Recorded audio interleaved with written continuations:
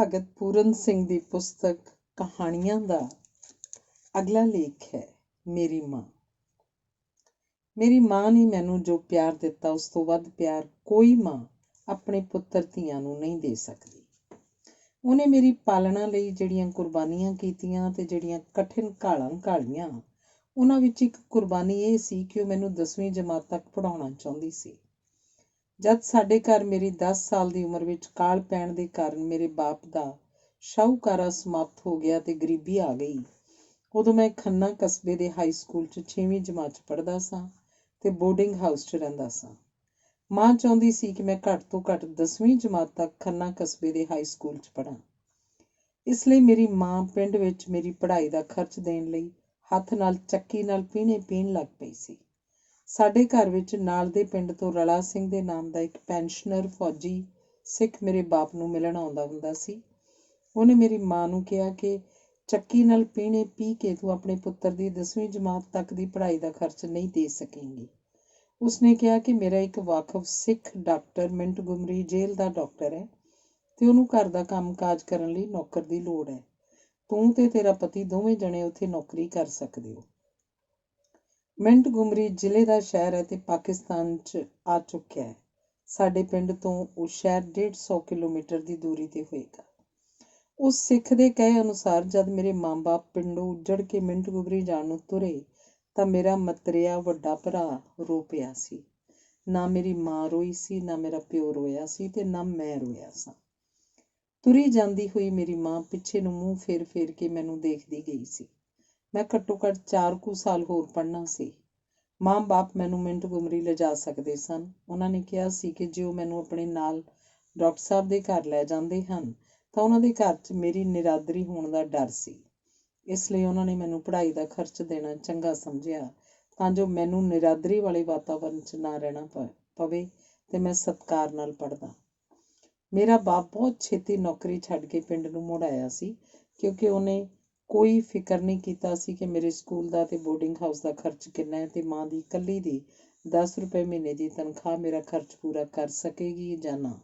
ਪਰ ਉਹ ਮੇਰੇ ਵੱਲੋਂ ਬਿਲਕੁਲ ਬੇਪਰਵਾਹ ਸੀ। ਉਹ ਮੇਰੀ ਪੜ੍ਹਾਈ ਦਾ ਖਰਚ ਪੂਰਾ ਕਰਨ ਲਈ ਕੋਈ ਕਸ਼ਟ ਸਹਿਣ ਨੂੰ ਤਿਆਰ ਨਹੀਂ ਸੀ, ਪਰ ਮਾਂ ਕਿਸੇ ਕਸ਼ਟ ਤੋਂ ਬਚਣ ਨੂੰ ਤਿਆਰ ਨਹੀਂ ਸੀ। ਮੇਰੇ ਬਾਪ ਦੇ ਹਿਰਦੇ ਅੰਦਰ ਮੇਰੇ ਲਈ ਪਿਆਰ ਤੇ ਕੁਰਬਾਨੀ ਦਾ ਉਹ ਜਜ਼ਬਾ ਨਹੀਂ ਸੀ ਜੋ ਮੇਰੀ ਮਾਂ ਦੇ ਹਿਰਦੇ 'ਚ ਸੀ। ਜੇ ਮੇਰੀ ਮਾਂ ਮਰ ਗਈ ਹੁੰਦੀ ਤਾਂ ਮੇਰੇ ਬਾਪ ਨੇ ਮੇਰੇ ਲਈ ਉਹੋ ਜਿਹੀ ਕੁਰਬਾਨੀ ਨਹੀਂ ਕਰਨੀ ਸੀ ਜੋ ਮੇਰੀ ਮਾਂ ਨੇ ਮੇਰੇ ਲਈ ਕੀਤੀ ਸੀ। ਮੇਰੇ ਬਾਪ ਨੇ ਨੌਕਰੀ ਕਰਕੇ ਮੈਨੂੰ ਨਹੀਂ ਪੜ੍ਹਾਉਣਾ ਸੀ, ਭਾਵੇਂ ਉਹ ਵਿਹਲਾ ਦਿਨ ਕੱਟ ਰਿਹਾ ਸੀ। ਮੇਰੀ ਮਾਂ ਨੇ ਆਪਣੇ ਪਿੰਡ ਵਿੱਚੋਂ ਨਿਕਲ ਕੇ 150 ਤੋਂ ਵੱਧ ਮੀਲਾਂ ਦੀ ਦੂਰੀ ਤੇ ਜਾ ਕੇ ਮੇਰੀ ਪੜ੍ਹਾਈ ਦਾ ਖਰਚ ਦੇਣ ਲਈ 10 ਰੁਪਏ ਮਹੀਨੇ ਦੀ ਤਨਖਾਹ ਨਾਲ ਭਾਂਡੇ ਮਾਂਜਣ ਦੀ ਨੌਕਰੀ ਕਰਕੇ 5 ਸਾਲ ਤੱਕ ਮੇਰੀ ਪੜ੍ਹਾਈ ਦਾ ਖਰਚ ਦਿੱਤਾ। ਇੱਕ ਵਾਰ ਮੇਰੀ ਮਾਂ ਨੇ ਨੌਕਰੀ ਤੋਂ ਮੈਨੂੰ ਮਿਲਣ ਆ ਰਹੀ ਨੇ ਪੈਸੇ ਬਚਾਉਣ ਲਈ ਰੇਲ ਗੱਡੀ ਦਾ ਟਿਕਟ ਨਾ ਲਿਆ। ਖੰਨਾ ਸਟੇਸ਼ਨ ਦੇ ਲਾਗੇ ਮੇਰੀ ਮਾਂ ਭੱਜੀ ਜਾਂਦੀ ਰੇਲ ਗੱਡੀ ਵਿੱਚੋਂ ਛਾਲ ਮਾਰਨਾ ਚਾਹੁੰਦੀ ਸੀ, ਪਰ ਹੌਸਲਾ ਨਾ ਪਿਆ। ਛਾਲ ਮਾਰਨ ਲਈ ਡੱਬੇ ਦੇ ਬੂਹੇ ਵਿੱਚ ਬੈਠੀ ਹੋਈ ਉਧਾਲੀ ਖਾ ਕੇ ਡਿੱਗ ਪਈ। ਸਿਰ ਪਰਨੇ ਡਿੱਗੀ। ਸਿਰ ਵਿੱਚ ਗਹਿਰੇ ਜ਼ਖਮ ਆਏ। ਜ਼ਖਮਾਂ ਨੂੰ ਕਈ ਟਾਂਕੇ ਲੱਗੇ ਪਰ ਮਰਨ ਤੋਂ ਬਚ ਗਈ। ਅਜਿਹੀ ਮਾਂ ਨੇ ਮੈਨੂੰ ਪਾਲਿਆ ਸੀ। ਗੱਡੀ ਪੈਸੰਜਰ ਸੀ ਜਿਹਦੀ ਰਫ਼ਤਾਰ ਥੋੜ੍ਹੀ ਸੀ। ਜੇ ਕਿਤੇ ਡਾਕ ਗੱਡੀ ਹੁੰਦੀ ਤਾਂ ਉਹਦੀ ਤੇਜ਼ ਰਫ਼ਤਾਰ ਦੇ ਕਾਰਨ ਡਿੱਗੀ ਹੋਈ ਨਾ ਬਚ ਗਈ। 7 ਸਾਲ ਮੈਂ ਖੰਨਾ ਸਕੂਲ ਦੇ ਬੋਰਡਿੰਗ ਹਾਊਸ 'ਚ ਰਿਹਾ। 8 ਕਿਲੋਮੀਟਰ ਦੀ ਦੂਰੀ ਤੇ ਮੇਰਾ ਪਿੰਡ ਸੀ। ਇੱਕ ਵਾਰੀ ਕਿਸੇ ਘਰ ਤੋਂ ਮਾਂ ਪਾਸ 4 ਪੂੜੀਆਂ ਤੇ ਅੱਧੀ ਕੁ ਛਟਾਂਗ ਕੜਾਹ ਆ ਗਿਆ। 4 ਪੂੜੀਆਂ ਤੇ ਕੜਾਹ ਲੈ ਕੇ 8 ਕਿਲੋਮੀਟਰ ਪੈਂਡਾ ਤੁਰ ਕੇ ਮਾਂ ਮੇਰੇ ਪਾਸ ਖੰਨਾ ਕਸਬੇ ਆ ਗਈ ਤੇ ਮੈਨੂੰ ਉਹ ਪੂੜੀ ਕੜਾਹ ਖਵਾ ਕੇ ਉਹਨੇ ਆਪਣੇ ਮਾਂ ਵਾਲੇ ਹਿਰਦੇ ਨੂੰ ਤ੍ਰਿਪਤ ਕੀਤਾ। ਵਾਹਿਗੁਰੂ ਨੇ ਮੈਨੂੰ ਜਿਸ ਮਾਂ ਤੋਂ ਜਨਮ ਦਿਵਾਇਆ ਉਹ ਸ੍ਰੀ ਗੁਰੂ ਅਰਜਨ ਦੇਵ ਜੀ ਦੇ ਸ੍ਰੀ ਗੁਰੂ ਗ੍ਰੰਥ ਸਾਹਿਬ ਦੇ ਹੇਠ ਲਿਖੇ ਸ਼ਬਦ ਅਨੁਸਾਰ ਪਿਆਰ ਕਰਨ ਵਾਲੀ ਮਾਂ ਸੀ। ਪੂਤਾ ਮਾਤਾ ਕੀ ਅਸੀਸ, ਨਿਮਖ ਨਾ ਬਿਸਰੋ ਤੁਮ ਕੋ ਹਰ ਹਰ, ਸਦਾ ਭਜੋ ਜਗਦੀਸ਼। ਅਰਥਾਤ ਮੇਰੀ ਮਾਤਾ ਮੈਨੂੰ ਸਦਾ ਇਹੋ ਅਸੀਸ ਦਿੰਦੀ ਹੁੰਦੀ ਸੀ ਕਿ ਪੁੱਤਰ ਤੈਨੂੰ ਰੱਬ ਦਾ ਨਾਮ ਕਿਸੇ ਪਲ ਵੀ ਨਾ ਭੁੱਲੇ ਤੇ ਸਾਹ ਸਾਹ ਵਾਹਿਗੁਰੂ ਦੇ ਨਾਮ ਦਾ ਜਪ ਤੇਰੇ ਹਿਰਦੇ 'ਚ ਹਰ ਵੇਲੇ ਹੁੰਦਾ ਰਹੇ। ਖੰਨਾ ਕਸਬੇ 'ਚ ਪੜ੍ਹਦਾ ਹੋਇਆ ਜਦ ਮੈਂ ਆਪਣੀ ਮਾਂ ਨੂੰ ਲਾਹੌਰ ਸ਼ਹਿਰ 'ਚ ਮਿਲਣ ਗਿਆ ਤਾਂ ਉਹ ਸਰ ਗੰਗਾ ਰਾਮ ਦੇ ਹਸਪਤਾਲ 'ਚ ਨੌਕਰ ਸੀ। ਜਦੋਂ ਮੈਂ ਮਾਂ ਪਾਸ ਪੁੱਜਿਆ ਤਾਂ ਉਸਨੂੰ ਇਹੋ ਖਿਆਲ ਸੁਝਿਆ ਕਿ ਉਹ ਮੈਨੂੰ ਮੁਹੱਲੇ ਦੇ ਸ਼ਿਵ ਜੀ ਦੇ ਮੰਦਿਰ ਤੇ ਗੁਰਦੁਆਰਾ ਡੇਰਾ ਸਾਹਿਬ ਦੇ ਦਰਸ਼ਨ ਕਰਾਉਣ ਨੂੰ ਲੈ ਕੇ ਜਾਵੇ। ਤੇ ਉਸੇ ਵੇਲੇ ਉਹ ਮੈਨੂੰ ਮੁਹੱਲੇ ਦੇ ਸ਼ਿਵ ਜੀ ਦੇ ਮੰਦਿਰ ਤੇ ਗੁਰਦੁਆਰਾ ਡੇਰਾ ਸਾਹਿਬ ਦੇ ਦਰਸ਼ਨਾਂ ਨੂੰ ਲੈ ਗਈ ਸੀ। ਉਸ ਵੇਲੇ ਮੈਂ ਰਾਮਜੀ ਦਾਸ ਨਾਮ ਵਾਲਾ ਹਿੰਦੂ ਮੁੰਡਾ ਸੀ। ਭਾਵੇਂ ਮੈਂ ਸ਼ਿਵ ਜੀ ਦੇ ਮੰਦਿਰ ਨੂੰ ਮੰਨਣ ਵਾਲਾ ਸਾਂ ਤੇ ਸਿੱਖ ਨਹੀਂ ਸਾਂ, ਸ਼ਿਵ ਜੀ ਦੇ ਮੰਦਿਰ 'ਚ ਸੇਵਾ ਦਾ ਕੋਈ ਕੰਮ ਨਹੀਂ ਸੀ। ਨਾ ਕੀਰਤਨ ਹੁੰਦਾ ਸੀ, ਨਾ ਮੁਸਾਫਰਖਾਨਾ ਸੀ, ਨਾ ਲੰਗਰ ਸੀ, ਨਾ ਕੋਈ ਮੱਥਾ ਟੇਕਣ ਵਾਲੀਆਂ ਸੰਗਤਾਂ ਦੀ ਆਵਾਜਾਈ ਸੀ। ਕੇਵਲ ਇੱਕ ਪੁਜਾਰੀ ਛੋਟੇ ਜਿਹੇ ਰਕਬੇ ਵਾਲੇ ਮਕਾਨ 'ਚ ਚੁੱਪ ਕੀਤਾ ਬੈਠਾ ਹੋਇਆ ਸੀ। ਗੁਰਦੁਆਰਾ ਡੇਰਾ ਸਾਹਿਬ ਸਿੱਖ ਪੰਥ ਦੇ ਬਹੁਤ ਉੱਚੀ ਪਦਵੀ ਵਾਲੇ ਵੱਡੇ ਤੀਰਥਾਂ 'ਚੋਂ ਇੱਕ ਹੈ। ਜਦ ਮੈਂ ਡੇਰਾ ਸਾਹਿਬ ਪੁੱਜਿਆ ਤਾਂ ਉਸ ਸਥਾਨ ਦੀਆਂ ਰੌਣਕਾਂ ਤੇ ਕੰਮਕਾਜ ਦੇ ਸੱਭਿਆਚਾਰ ਨੂੰ ਦੇਖ ਕੇ ਮੈਂ ਖੁਸ਼ੀ ਨਾਲ ਹੈਰਾਨ ਹੋ ਗਿਆ। ਉਸ ਗੁਰਦੁਆਰੇ ਵਿੱਚ ਸਵੇਰ ਵੇਲੇ ਆਸਾ ਦੀ ਵਾਰ ਦੇ ਕੀਰਤਨ ਦਾ ਦੀਵਾਨ ਸਜਦਾ ਸੀ। ਸ਼ਾਮ ਵੇਲੇ ਰਹਿਰਾਸ ਦੇ ਪਾਠ ਦਾ ਦੀਵਾਨ ਸਜਦਾ ਸੀ। ਸਵੇਰ ਦੇ ਸਤਸੰਗ ਵਿੱਚ ਸ਼ਹਿਰ ਦੇ ਬਹੁਤ ਸਾਰੇ ਬੰਦੇ ਆਸਾ ਦੀ ਵਾਰ ਦਾ ਕੀਰਤਨ ਸੁਣਨ ਆਉਂਦੇ ਸਨ।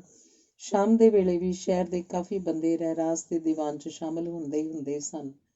ਉਹ ਗੁਰਦੁਆਰਾ ਪਿਸ਼ੌਰ ਤੋਂ ਕਲਕੱਤੇ ਨੂੰ ਜਾਣ ਵਾਲੀ ਜਰਨੈਲੀ ਸੜਕ ਉੱਤੇ ਹੈ। ਸਾਰਾ ਦਿਨ ਸੜਕ ਤੇ ਜਾਣ ਵਾਲੇ ਮੁਸਾਫਰਾਂ ਵਿੱਚੋਂ ਕਈ ਮੁਸਾਫਰ ਗੁਰਦੁਆਰੇ ਪ੍ਰਸ਼ਾਦਾ ਛਕਣ ਜਾਂ ਮੱਥਾ ਟੇਕਣ ਆਉਂਦੇ ਰਹਿੰਦੇ ਹੁੰਦੇ ਸਨ। ਦਿਨ ਵਿੱਚ ਵੀ ਸੰਗਤਾਂ ਦੀ ਮਾੜੀ ਮੋਟੀ ਆਵਾਜਾਈ ਰਹਿੰਦੀ ਸੀ। ਦਿਨ ਦੇ 10-11 ਵਜੇ ਲੰਗਰ ਖੁੱਲ੍ਹਦਾ ਸੀ ਤੇ ਕਾਫੀ ਮੁਸਾਫਰ ਪ੍ਰਸ਼ਾਦਾ ਛਕਣ ਆ ਜਾਂਦੇ ਸਨ। ਰਾਤ ਵੇਲੇ ਵੀ ਲੰਗਰ ਚੱਲਦਾ ਸੀ। 25-30 ਮੁਸਾਫਰ ਰਾਤ ਨੂੰ ਵੀ ਪ੍ਰਸ਼ਾਦਾ ਛਕਣ ਆ ਜਾਂਦੇ ਸਨ। ਉਹ ਬੰਦੇ ਰਾਤ ਨੂੰ ਮੁਸਾਫਰਖਾਨੇ 'ਚ ਰਾਤ ਵੀ ਕੱਟਦੇ ਸਨ। ਇਸ ਲਈ ਗੁਰਦੁਆਰਿਆਂ ਦੇ ਉੱਪਰ ਲਿਖੇ ਸੱਭਿਆਚਾਰ ਨੇ ਮੇਰੇ ਮਨ ਨੂੰ ਖਿੱਚ ਲਿਆ ਸੀ। ਮੇਰੇ ਬਚਪਨ ਦੇ ਸਮੇਂ ਵਿੱਚ ਮਾਂ ਨੇ ਮੇਰੇ ਪਾਸੋਂ ਪ੍ਰਾਣੀ ਮਾਤਰ ਦੇ ਭਲੇ ਤੇ ਸੇਵਾ ਦਾ ਅਨੇਕ ਪ੍ਰਕਾਰ ਦੇ ਕੰਮ ਕਰਵਾ ਕੇ ਮੇਰੇ ਹਿਰਦੇ 'ਚ ਸੇਵਾ ਤੇ ਪਰਉਪਕਾਰ ਦੇ ਪ੍ਰਬਲ ਤੇ ਕੋਮਲ ਭਾਵ ਪੈਦਾ ਕਰ ਦਿੱਤੇ ਸਨ।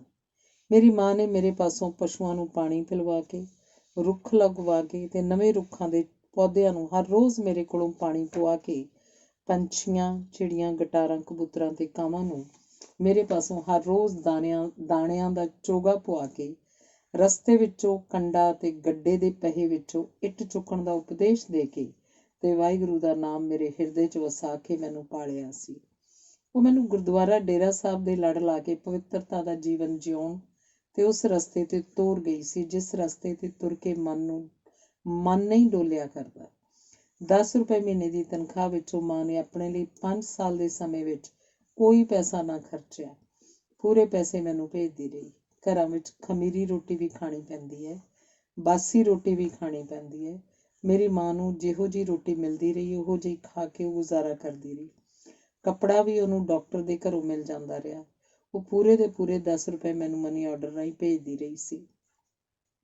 ਮੇਰੀ ਮਾਂ ਕੱਤੇ ਦੇ ਮਹੀਨੇ ਤੜਕੇ ਦੇ ਵੇਲੇ ਉੱਠ ਕੇ ਪਿੰਡ ਦੇ ਤਲਾਅ ਤੇ ਇਸ਼ਨਾਨ ਕਰਨ ਜਾਂਦੀ ਸੀ, ਜਿਹੜਾ ਤਲਾਅ ਮੇਰੇ ਬਾਪ ਨੇ ਬਣਵਾਇਆ ਸੀ।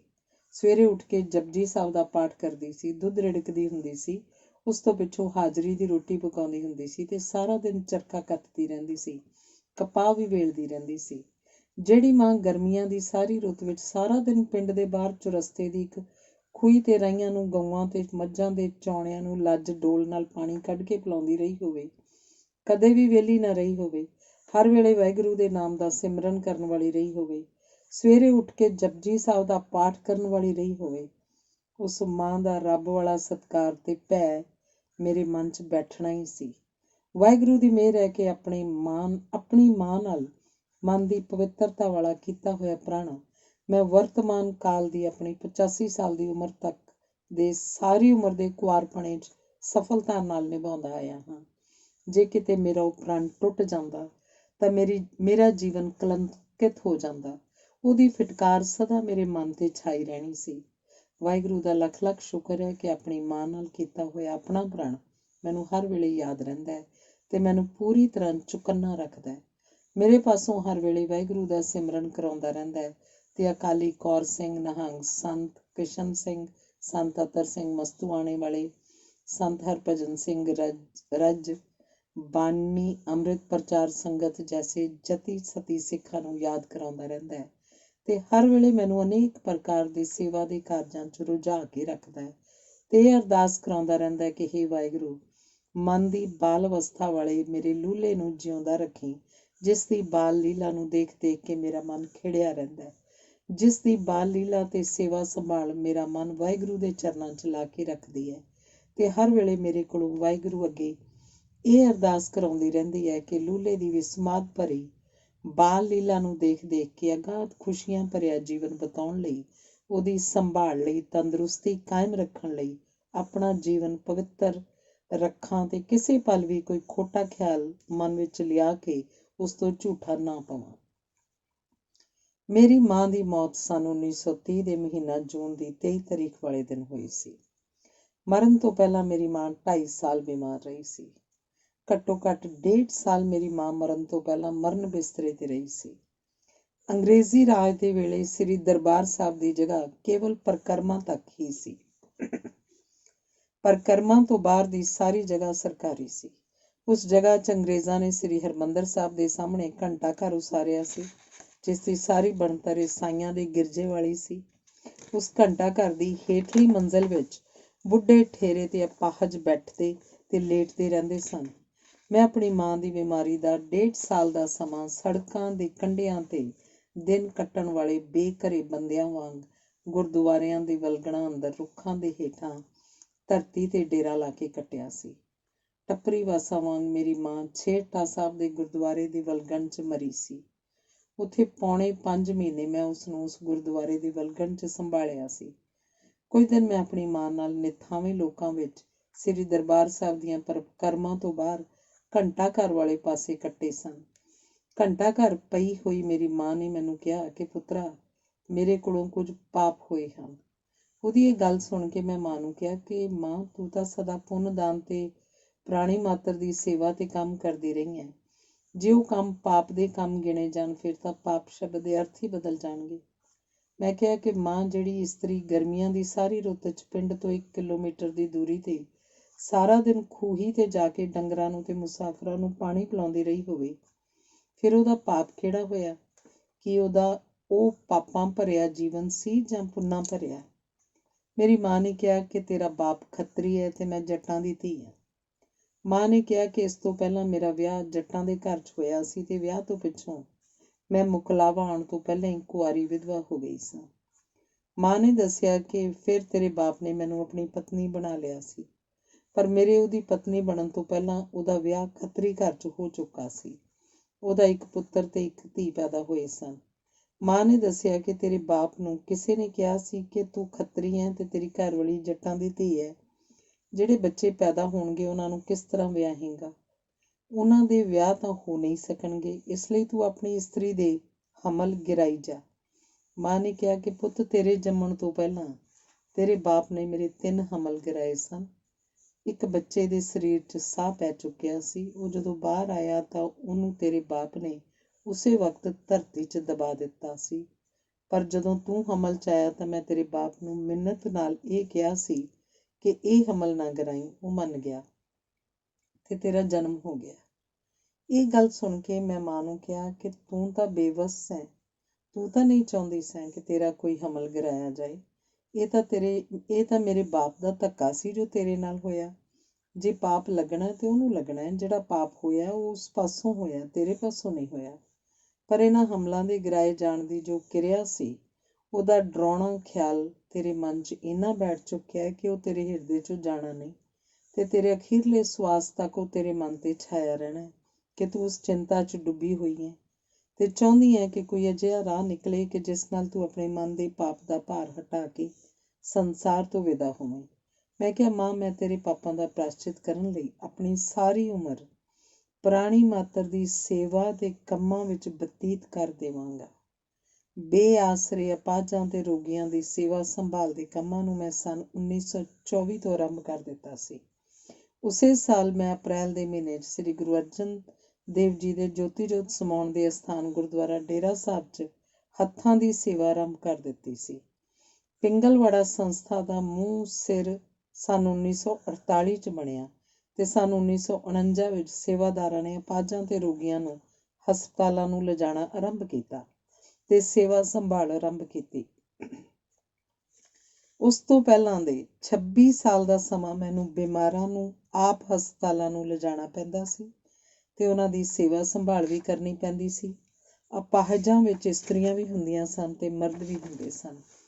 ਮੈਂ ਆਪਣੀ ਮਾਂ ਨੂੰ ਕਿਹਾ ਕਿ ਮਾਂ, ਮੈਨੂੰ ਹਸਪਤਾਲ ਨੂੰ ਲਿਜਾਣ ਲਈ ਇਸਤਰੀਆਂ ਨੂੰ ਟਾਂਗਿਆਂ 'ਤੇ ਵੀ ਚੜ੍ਹਨਾ ਪੈਂਦਾ ਹੈ ਤੇ ਉਤਾਰਨਾ ਵੀ ਪੈਂਦਾ ਹੈ।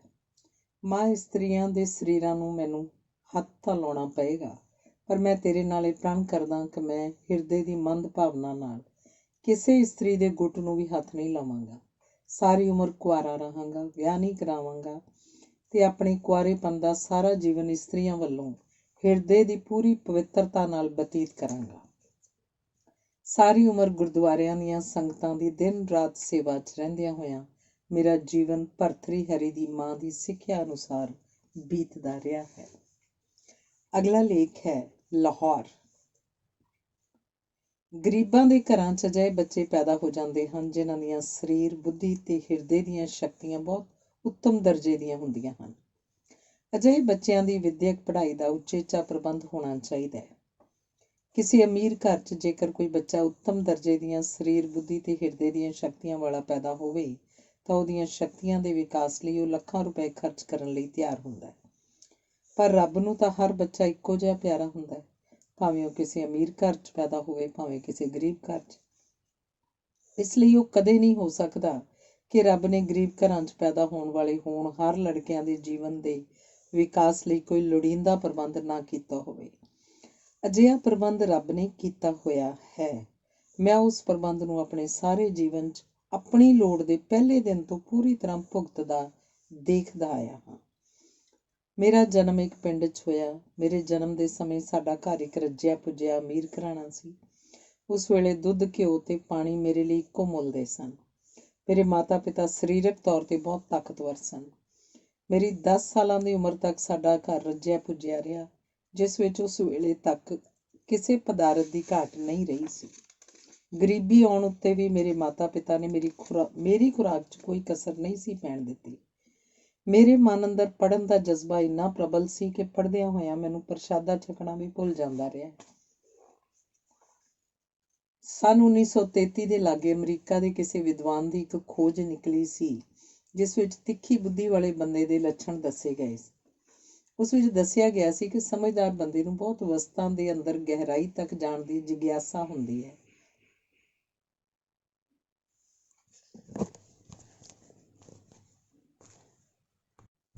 ਅਤੇ ਉਹਨਾਂ ਸਾਰੀਆਂ ਵਸਤਾਂ ਦੀ ਭਾਲ ਆਪਣੇ ਲਈ ਕਰਨਾ ਚਾਹੁੰਦਾ ਹੈ। ਮੇਰੇ ਹਿਰਦੇ ਅੰਦਰ ਸੰਸਾਰ ਦੇ ਪ੍ਰਾਣੀਆਂ ਦੇ ਦੁੱਖ ਸੁੱਖ ਨਾਲ ਸੰਬੰਧ ਰੱਖਣ ਵਾਲੀ ਹਰ ਗੱਲ ਦਾ ਗਿਆਨ ਪ੍ਰਾਪਤ ਕਰਨ ਲਈ ਰੂਸ ਦੇ ਨੋਬਲ ਪੁਰਸਕਾਰ ਨੂੰ ਜਿੱਤਣ ਵਾਲੇ ਸੋਲਜ਼ੇਨਿਟਸਨ ਦੇ ਹੇਠ ਲਿਖੇ ਸ਼ਬਦ ਵਰਤੇ ਜਾ ਸਕਦੇ ਹਨ। Mankind's sole salvation lies in everyone making everything his business. ਮਨੁੱਖ ਜਾਤੀ ਦਾ ਕਲਿਆਣ ਕੇਵਲ ਇਸ ਗੱਲ 'ਚ ਹੈ ਕਿ ਹਰ ਬੰਦਾ ਹਰ ਕੰਮ ਨੂੰ ਆਪਣਾ ਕੰਮ ਸਮਝੇ। ਵਾਹਿਗੁਰੂ ਨੇ ਮੇਰੀ ਇਸ ਵਿਸ਼ਾਲ ਗਿਆਨ ਪ੍ਰਾਪਤੀ ਦੀ ਭੁੱਖ ਨੂੰ ਜਿਸ ਢੰਗ ਨਾਲ ਪੂਰਾ ਕੀਤਾ, ਉਹ ਅਜੀਬ ਢੰਗ ਸੀ।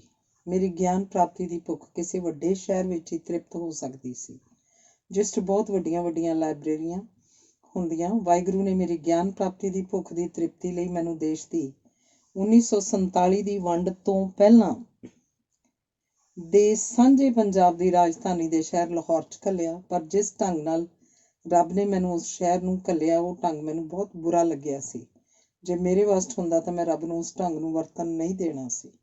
ਮੈਂ ਰੋਕ ਪਾਉਣੀ ਸੀ, ਕਿਉਂਕਿ ਉਸ ਢੰਗ ਨੂੰ ਮੈਂ ਆਪਣੇ ਪਰਿਵਾਰ ਲਈ ਭਾਰੀ ਬਦਕਿਸਮਤੀ ਦਾ ਲੱਛਣ ਸਮਝਿਆ ਸੀ। ਰੱਬ ਦੇ ਉਸ ਢੰਗ ਤੋਂ ਮੈਨੂੰ ਇਹ ਸੁਪਨਾ ਵੀ ਨਹੀਂ ਆ ਸਕਦਾ ਸੀ ਕਿ ਉਹ ਉਸ ਢੰਗ ਨਾਲ ਮੇਰੀ ਗਿਆਨ ਦੀ ਪ੍ਰਾਪਤੀ ਦਾ ਰਾਹ ਬਣਾ ਰਿਹਾ। ਮੇਰੀ 5ਵੀਂ ਜਾਂ 6ਵੀਂ ਜਮਾਤ ਵਿੱਚ ਹੀ ਸਾਡੇ ਘਰ 'ਚ ਬਹੁਤ ਗਰੀਬੀ ਆ ਗਈ ਸੀ। ਆਪਣੀ ਮਾਂ ਦਾ ਮੈਂ ਇਕੱਲਾ ਪੁੱਤ ਸਾਂ, ਇਸ ਲਈ ਉਸ ਵਾਸਤੇ ਮੈਂ ਹੀ ਸਭ ਕੁਝ ਸਾਂ। ਉਹ ਮੈਨੂੰ 10 ਜਮਾਤਾਂ ਦਾ ਘੱਟੋ ਘੱਟ ਪੜ੍ਹਾਉਣਾ ਚਾਹੁੰਦੀ ਸੀ।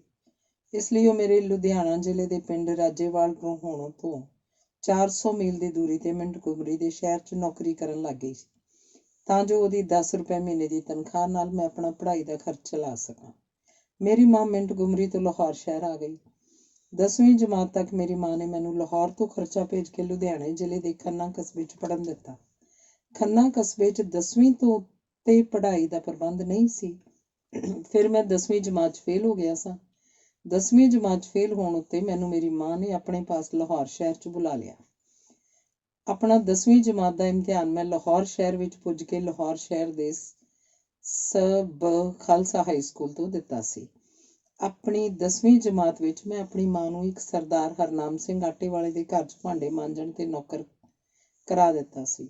ਇਮਤਿਹਾਨ ਹੋਣ ਤੱਕ ਮੈਂ ਆਪ ਖਾਲਸਾ ਸਕੂਲ ਦੇ ਬੋਰਡਿੰਗ ਹਾਊਸ 'ਚ ਰਿਹਾ ਸਾਂ। ਸਰਦਾਰ ਹਰਨਾਮ ਸਿੰਘ ਪ੍ਰਤੀ ਦਿਨ ਸਵੇਰ ਵੇਲੇ ਆਪਣੇ ਘਰ ਤੋਂ ਗੁਰਦੁਆਰਾ ਡੇਰਾ ਸਾਹਿਬ ਨੂੰ ਪੈਦਲ ਜਾਇਆ ਕਰਦਾ ਸੀ। ਖਾਲਸਾ ਸਕੂਲ ਦਾ ਬੋਰਡਿੰਗ ਹਾਊਸ ਉਹਨਾਂ ਦੇ ਰਸਤੇ 'ਚ ਪੈਂਦਾ ਸੀ। ਮੈਂ ਬੋਰਡਿੰਗ ਹਾਊਸ 'ਚ ਰਹਿੰਦਾ ਸੀ। ਕਿਸੇ ਦਿਨ ਬੋਰਡਿੰਗ ਹਾਊਸ ਦੇ ਬੂਹੇ ਦੇ ਸਾਹਮਣੇ ਸੜਕ ਉੱਤੇ ਉਹਨਾਂ ਦੇ ਮੈਨੂੰ ਦਰਸ਼ਨ ਹੋ ਜਾਇਆ ਕਰਦੇ ਸਨ ਤੇ ਮੈਂ ਉਹਨਾਂ ਨੂੰ ਉਸ ਵੇਲੇ ਠਾਠਾਂ ਮਾਰਦੇ ਹਿਰਦੇ ਤੇ ਉਤਸ਼ਾਹ ਨੂੰ ਪ੍ਰਗਟ ਕਰਨ ਵਾਲੇ ਮੱਥੇ ਦੇ ਖਿੜਾ ਨਾਲ ਵਾਹਿਗੁਰੂ ਜੀ ਕੀ ਫਤਿਹ ਬੁਲਾ ਦਿਆ ਕਰਦਾ ਸਾਂ। ਮੱਥੇ ਦੇ ਖਿੜਾ ਵਾਲੀ ਮੇਰੀ ਫਤਿਹ ਕਈ ਵਾਰ ਸੁਣ ਕੇ ਉਹਨਾਂ ਦੇ ਦਿਲ 'ਚ ਮੇਰੇ ਬਾਰੇ ਖਿਆਲ ਪੈਦਾ ਹੋ ਗਿਆ ਸੀ ਕਿ ਮੇਰਾ ਹਿਰਦਾ ਜੀਵਨ ਦੇ ਵਿਕਾਸ ਦੇ ਉਤਸ਼ਾਹ ਨਾਲ ਭਰਿਆ ਹੋਇਆ ਹੈ। ਇਸ ਲਈ ਉਹਨਾਂ ਨੂੰ ਮੇਰੀ ਸਰਪ੍ਰਸਤੀ ਕਰਕੇ ਮੈਨੂੰ ਉੱਨਤੀ ਕਰਨ ਲਈ ਲੋੜੀਂਦੀ ਸਹਾਇਤਾ ਦੇਣੀ ਚਾਹੀਦੀ ਹੈ। ਉਹਨਾਂ ਨੇ ਇੱਕ ਦਿਨ ਮੇਰੀ ਮਾਂ ਨੂੰ ਕਿਹਾ ਕਿ ਮਾਈ, ਤੇਰਾ ਪੁੱਤ ਵੱਡਾ ਆਦਮੀ ਬਣੇਗਾ। ਮੇਰੀ ਖਿੜੇ ਮੱਥੇ ਦੀ ਫਤਿਹ ਦਾ ਬਹੁਤ ਡੂੰਘਾ ਪ੍ਰਭਾਵ ਸਰਦਾਰ ਜੀ ਦੇ ਹਿਰਦੇ ਤੇ ਪੈ ਚੁੱਕਾ ਸੀ। ਜਦੋਂ ਮੈਂ 10ਵੀਂ ਜਮਾਤ ਦਾ ਇਮਤਿਹਾਨ ਦੇ ਦਿੱਤਾ ਤਾਂ ਉਹਨਾਂ ਨੇ ਮੇਰੀ ਮਾਂ ਨੂੰ ਕਿਹਾ ਕਿ ਮੈਂ ਉਹਨਾਂ ਨੂੰ ਮਿਲਾਂ। ਮੈਂ ਉਹਨਾਂ ਨੂੰ ਮਿਲਿਆ। ਉਸ ਵੇਲੇ ਹਨੇਰਾ ਹੋਣ ਵਾਲਾ ਸੀ। ਉਹ ਮੰਜੀ ਤੇ ਪਏ ਸਨ। ਉਹਨਾਂ ਪਾਸ ਉਹਨਾਂ ਦੀ ਪਤਨੀ, ਉਹਨਾਂ ਦੀ ਭੈਣ ਤੇ 2 ਬੀਬੀਆਂ ਬੈਠੀਆਂ ਸਨ। ਮੇਰੇ ਜਾਣ ਉੱਤੇ ਤਿੰਨੇ ਸੋਚਾਂ 'ਚ ਪੈ ਗਏ ਕਿ ਮੇਰੇ ਨਾਲ ਗੱਲ ਕੌਣ ਕਰੇ। ਗੱਲ ਉਹਨਾਂ ਦੀ ਭੈਣ ਨੇ ਆਰੰਭ ਕੀਤੀ।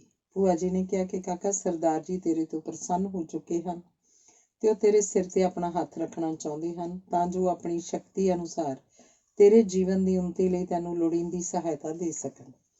ਭੂਆ ਜੀ ਨੇ ਕਿਹਾ ਕਿ ਕਾਕਾ, ਤੇਰਾ ਇਮਤਿਹਾਨ ਹੋ ਚੁੱਕਾ ਹੈ, ਹੁਣ ਤੂੰ ਸਾਡੇ ਘਰ ਰਿਹਾ ਕਰ ਤੇ ਜੇ ਤੂੰ 10ਵੀਂ ਜਮਾਤ ਵਿੱਚੋਂ ਪਾਸ ਹੋ ਗਿਆ ਤਾਂ ਸਰਦਾਰ ਜੀ ਤੈਨੂੰ ਅੰਮ੍ਰਿਤਸਰ ਦੇ ਖਾਲਸਾ ਕਾਲਜ 'ਚ ਅਧਿਆਪਕਾਂ ਦੀ ਪੜ੍ਹਾਈ ਲਈ ਦਾਖਲ ਕਰਾਉਣਗੇ ਤੇ ਜਦੋਂ ਤੂੰ ਉਹ ਇਮਤਿਹਾਨ ਨੂੰ ਪਾਸ ਕਰ ਲਏਂਗਾ ਫਿਰ ਤੈਨੂੰ ਸਰਦਾਰ ਜੀ ਆਪਣੇ ਖਾਲਸਾ ਸਕੂਲ ਵਿੱਚ ਅਧਿਆਪਕ ਲਵਾ ਦੇਣਗੇ, ਕਿਉਂਕਿ ਇਹ ਸਕੂਲ ਦੇ ਸੈਕਟਰੀ ਹਨ। ਸਾਡੀ ਸਿੱਖਾਂ ਦੀ ਕੰਨਿਆ ਪਾਠਸ਼ਾਲਾ ਵੀ ਹੈ। ਇਹ ਵਿਆਹ ਵੀ ਤੇਰਾ ਕਿਸੇ ਕੁੜੀ ਨਾਲ ਕਰਵਾ ਦੇਣਗੇ। ਮੈਂ ਉਹਨਾਂ ਦੇ ਘਰ ਰਹਿਣ ਲੱਗ ਪਿਆ। ਉਹਨਾਂ ਨੇ ਕਿਹਾ ਕਿ ਤੂੰ ਮੇਰੇ ਕਮਰੇ 'ਚ ਰਿਹਾ ਕਰ। ਮੇਰੇ ਇਮਤਿਹਾਨ ਦਾ ਨਤੀਜਾ ਨਿਕਲਣਾ ਸੀ ਜਿਸ 'ਚ ਪੌਣੇ 2 ਮਹੀਨੇ ਦਾ ਸਮਾਂ ਲੱਗਾ ਸੀ। ਸਰਦਾਰ ਜੀ ਨੇ ਮੈਨੂੰ ਕਿਹਾ ਕਿ ਕਾਕਾ, ਤੂੰ ਨਤੀਜੇ ਦੀ ਉਡੀਕ ਪੌਣੇ 2 ਮਹੀਨੇ ਕਰਨੀ ਹੈ। ਤੂੰ ਘਰ ਬੈਠਿਆਂ ਪੌਣੇ 2 ਮਹੀਨੇ ਦਾ ਸਮਾਂ ਐਵੇਂ ਨਾ ਗਵਾ। ਤੂੰ ਸਵੇਰੇ ਡੇਰਾ ਸਾਹਿਬ ਚਲਾ ਜਾਇਆ ਕਰ। ਉੱਥੇ ਹੱਥਾਂ ਦੀ ਅਨੇਕ ਪ੍ਰਕਾਰ ਦੀ ਸੇਵਾ ਕਰਿਆ ਕਰ ਤੇ ਸ਼ਾਮ ਨੂੰ ਘਰ ਆ ਜਾਇਆ ਕਰ। ਮੈਨੂੰ ਉਹਨਾਂ ਨੇ ਇਹ ਸ਼ਬਦ ਵੀ ਨਾਲ ਹੀ ਕਹੇ ਕਿ ਕਾਕਾ, ਜਿਸ ਬੰਦੇ ਨੇ ਵੀ ਕੁਝ ਪ੍ਰਾਪਤ ਕੀਤਾ ਹੈ ਉਹ ਉਹਨੇ ਗੁਰੂ ਘਰ ਤੋਂ ਹੀ ਪ੍ਰਾਪਤ ਕੀਤਾ ਹੈ। ਉਹਨਾਂ ਨੇ ਆਪਣੀ ਮਿਸਾਲ ਦਿੰਦਿਆਂ ਕਿਹਾ ਕਿ ਅੱਜ ਮੈਂ ਸਰਕਾਰ ਨੂੰ 2700 ਰੁਪਇਆ ਸਾਲ ਦਾ ਇਨਕਮ ਟੈਕਸ ਦਿੰਦਾ। ਆਪਣੀ ਜ਼ਿੰਦਗੀ ਦੇ ਆਰੰਭ 'ਚ ਮੈਂ 5 ਰੁਪਏ ਮਹੀਨਾ ਆਟਾ ਛਾਣਨ ਦੀ ਨੌਕਰੀ ਕੀਤੀ ਸੀ। ਸਰਦਾਰ ਜੀ ਪੰਜੇ ਬਾਣੀਆਂ ਤੇ ਸੁਖਮਨੀ ਸਾਹਿਬ ਦਾ ਪਾਠ ਕਰਿਆ ਕਰਦੇ ਸਨ। ਉਹ ਨਾਮ ਵੀ ਜਪਦੇ ਸਨ। ਉਹਨਾਂ ਦਾ ਧਿਆਨ ਰੱਬ ਵੱਲ ਸੀ, ਹੋਰ ਕਿਸੇ ਪਾਸੇ ਨਹੀਂ ਸੀ। ਉਹ ਨਨਕਾਣਾ ਸਾਹਿਬ ਦੇ ਗੁਰਪੁਰਬ ਦੇ ਅਵਸਰ ਤੇ ਲੰਗਰ ਲਾਇਆ ਕਰਦੇ ਸਨ। ਮੈਂ ਉਹਨਾਂ ਦੀ ਇਸ ਪ੍ਰੇਰਨਾ ਨਾਲ ਡੇਰਾ ਸਾਹਿਬ ਜਾਣ ਲੱਗ ਪਿਆ। ਜਦ ਮੈਨੂੰ ਡੇਰਾ ਸਾਹਿਬ ਜਾਣ ਲੱਗਿਆ ਜੇ ਦੂਜਾ ਜਾਂ ਤੀਜਾ ਦਿਨ ਹੀ ਹੋਏਗਾ ਤਾਂ ਮੈਨੂੰ ਸਾਈਂ ਦਿੱਤਾ ਰਬਾਬੀ ਦੇ ਲਾਗੇ ਬੈਠ ਕੇ ਕੀਰਤਨ ਸੁਣਦੇ ਹੋਏ ਨੂੰ ਮਹੰਤ ਸਾਹਿਬ ਭਾਈ ਤੇਜਾ ਸਿੰਘ ਨੇ ਦੇਖ ਕੇ ਪੁੱਛਿਆ ਕਿ ਕਾਕਾ, ਤੂੰ ਰੋਜ਼ ਕਿੱਥੋਂ ਆਉਣਾ ਹੈ ਤੇ ਅੰਮ੍ਰਿਤ ਵੇਲੇ ਦੇ ਦੀਵਾਨ ਦੀ ਸਮਾਪਤੀ ਪਿੱਛੋਂ ਵੀ ਤੂੰ ਰਬਾਬੀ ਕੋਲ ਬੈਠਾ ਰਹਿੰਦਾ? ਤੂੰ ਕਿਸ ਖਿਆਲ ਨਾਲ ਆਉਂਦਾ? ਮੈਂ ਉੱਤਰ ਦਿੱਤਾ ਕਿ ਜੀ ਮੈਂ ਸੇਵਾ ਕਰਨੀ ਚਾਹੁੰਦਾ।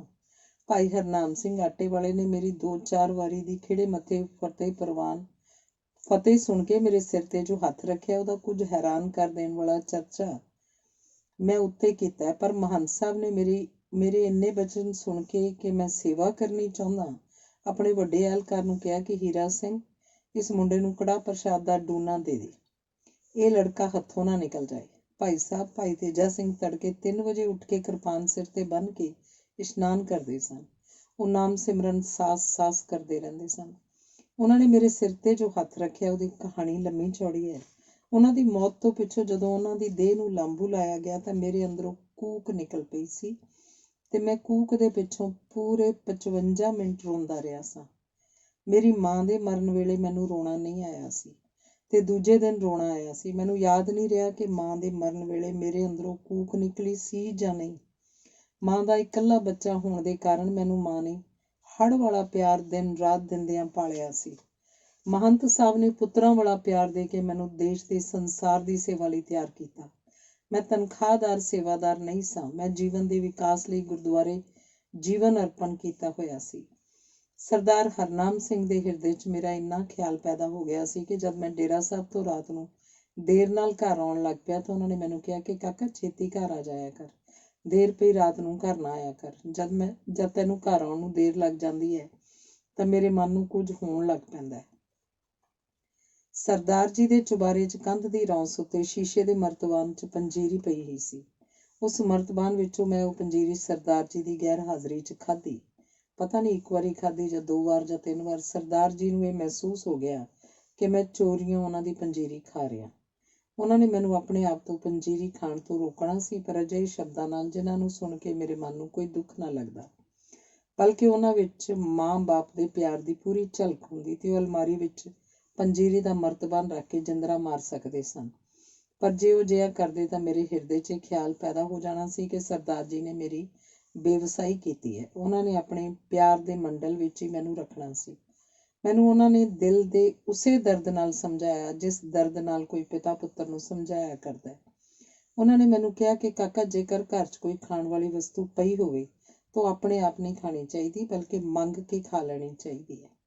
ਆਪਣੇ ਆਪ ਖਾਣ ਨਾਲ ਚੀਜ਼ ਝੂਠੀ ਹੋ ਜਾਂਦੀ ਹੈ। ਦੂਜਾ, ਕਿਸੇ ਪਾਸੋਂ ਲੈ ਕੇ ਖਾਧੀ ਹੋਈ ਚੀਜ਼ ਸੁੱਚੀ ਰਹਿੰਦੀ ਹੈ। ਸਰਦਾਰ ਜੀ ਮੈਨੂੰ ਆਪਣੇ ਪਿਆਰ ਦੇ ਘੇਰੇ 'ਚ ਰੱਖਣ ਲਈ ਤੁਲੇ ਬੈਠੇ ਸਨ।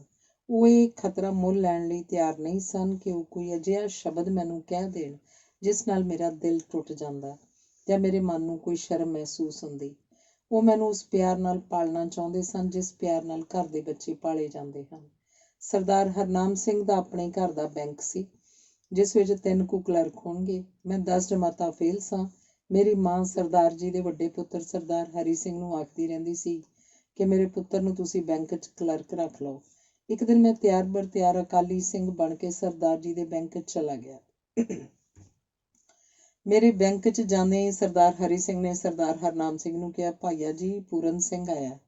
ਇਹਦੀ ਮਾਂ ਮੈਨੂੰ ਕਹਿੰਦੀ ਰਹਿੰਦੀ ਹੈ ਕਿ ਇਹਨੂੰ ਆਪਣੇ ਬੈਂਕ 'ਚ ਨੌਕਰ ਰੱਖ ਲਓ। ਸਰਦਾਰ ਹਰਨਾਮ ਸਿੰਘ ਕਿਸੇ ਚੀਜ਼ ਦੇ ਉਹਲੇ ਬੈਠੇ ਸਨ। ਉਹਨਾਂ ਨੇ ਮੈਨੂੰ ਨਾ ਦੇਖਿਆ, ਕੇਵਲ ਸਰਦਾਰ ਹਰੀ ਸਿੰਘ ਦੇ ਉੱਪਰ ਲਿਖੇ ਸ਼ਬਦ ਹੀ ਸੁਣੇ।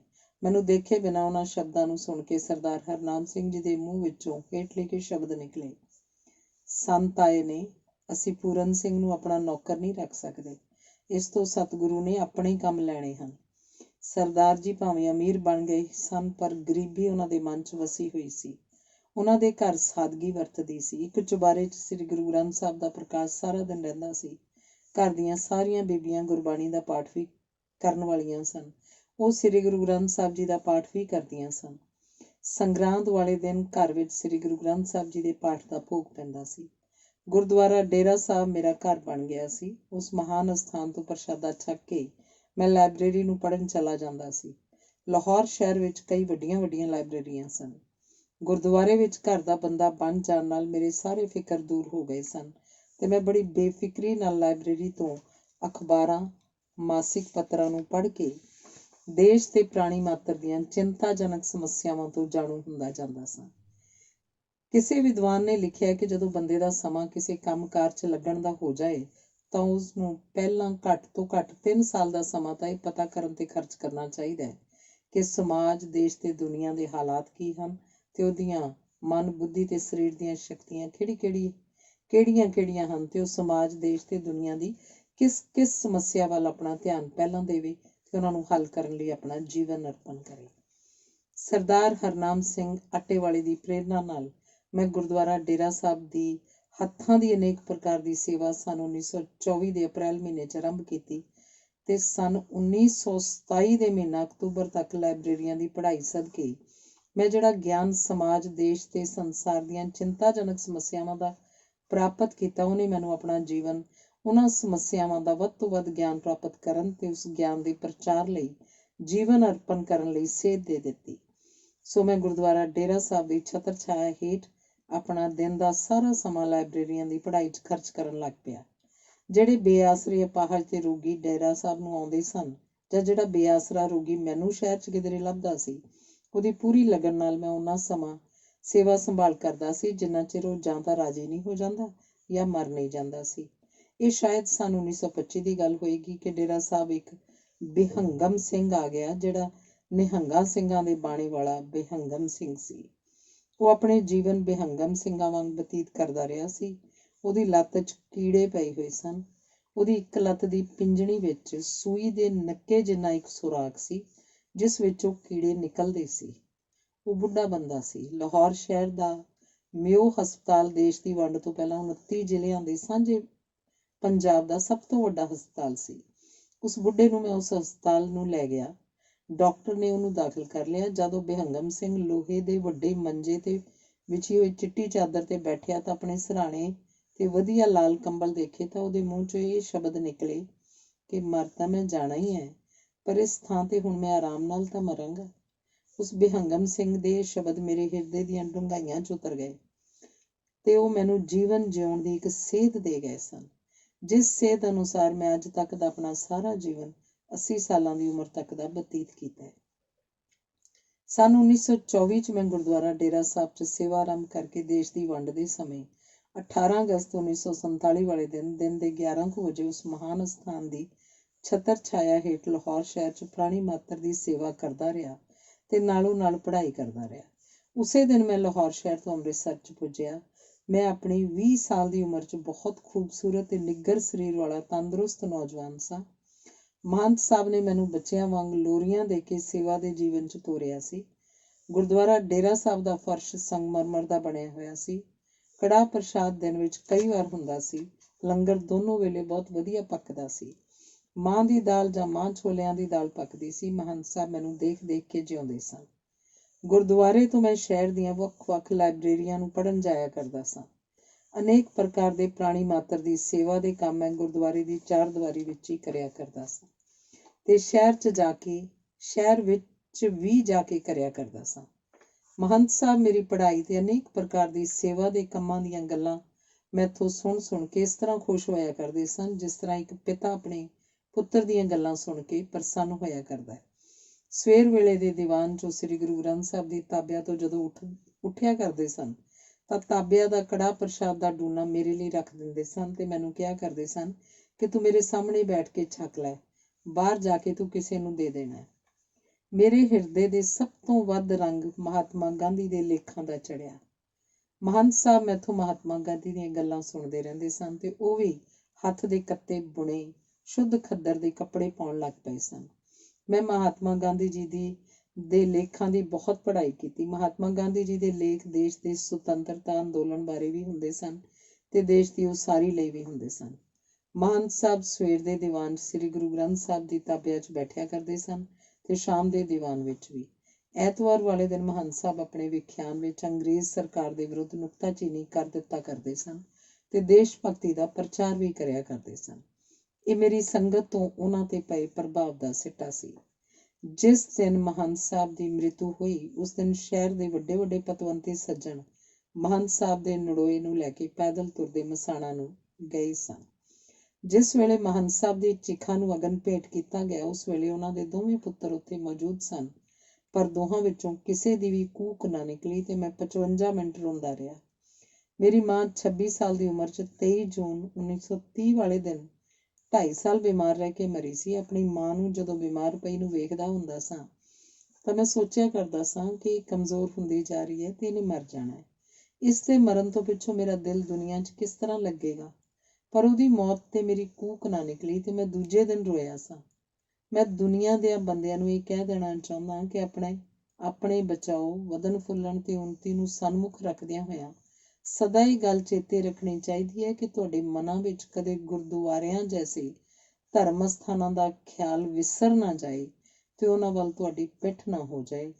ਆਪਣਾ ਜੋ ਸਾਹ ਲਵੋ ਉਹ ਗੁਰਦੁਆਰਿਆਂ ਦਾ ਧਿਆਨ ਧਰ ਕੇ ਲਵੋ।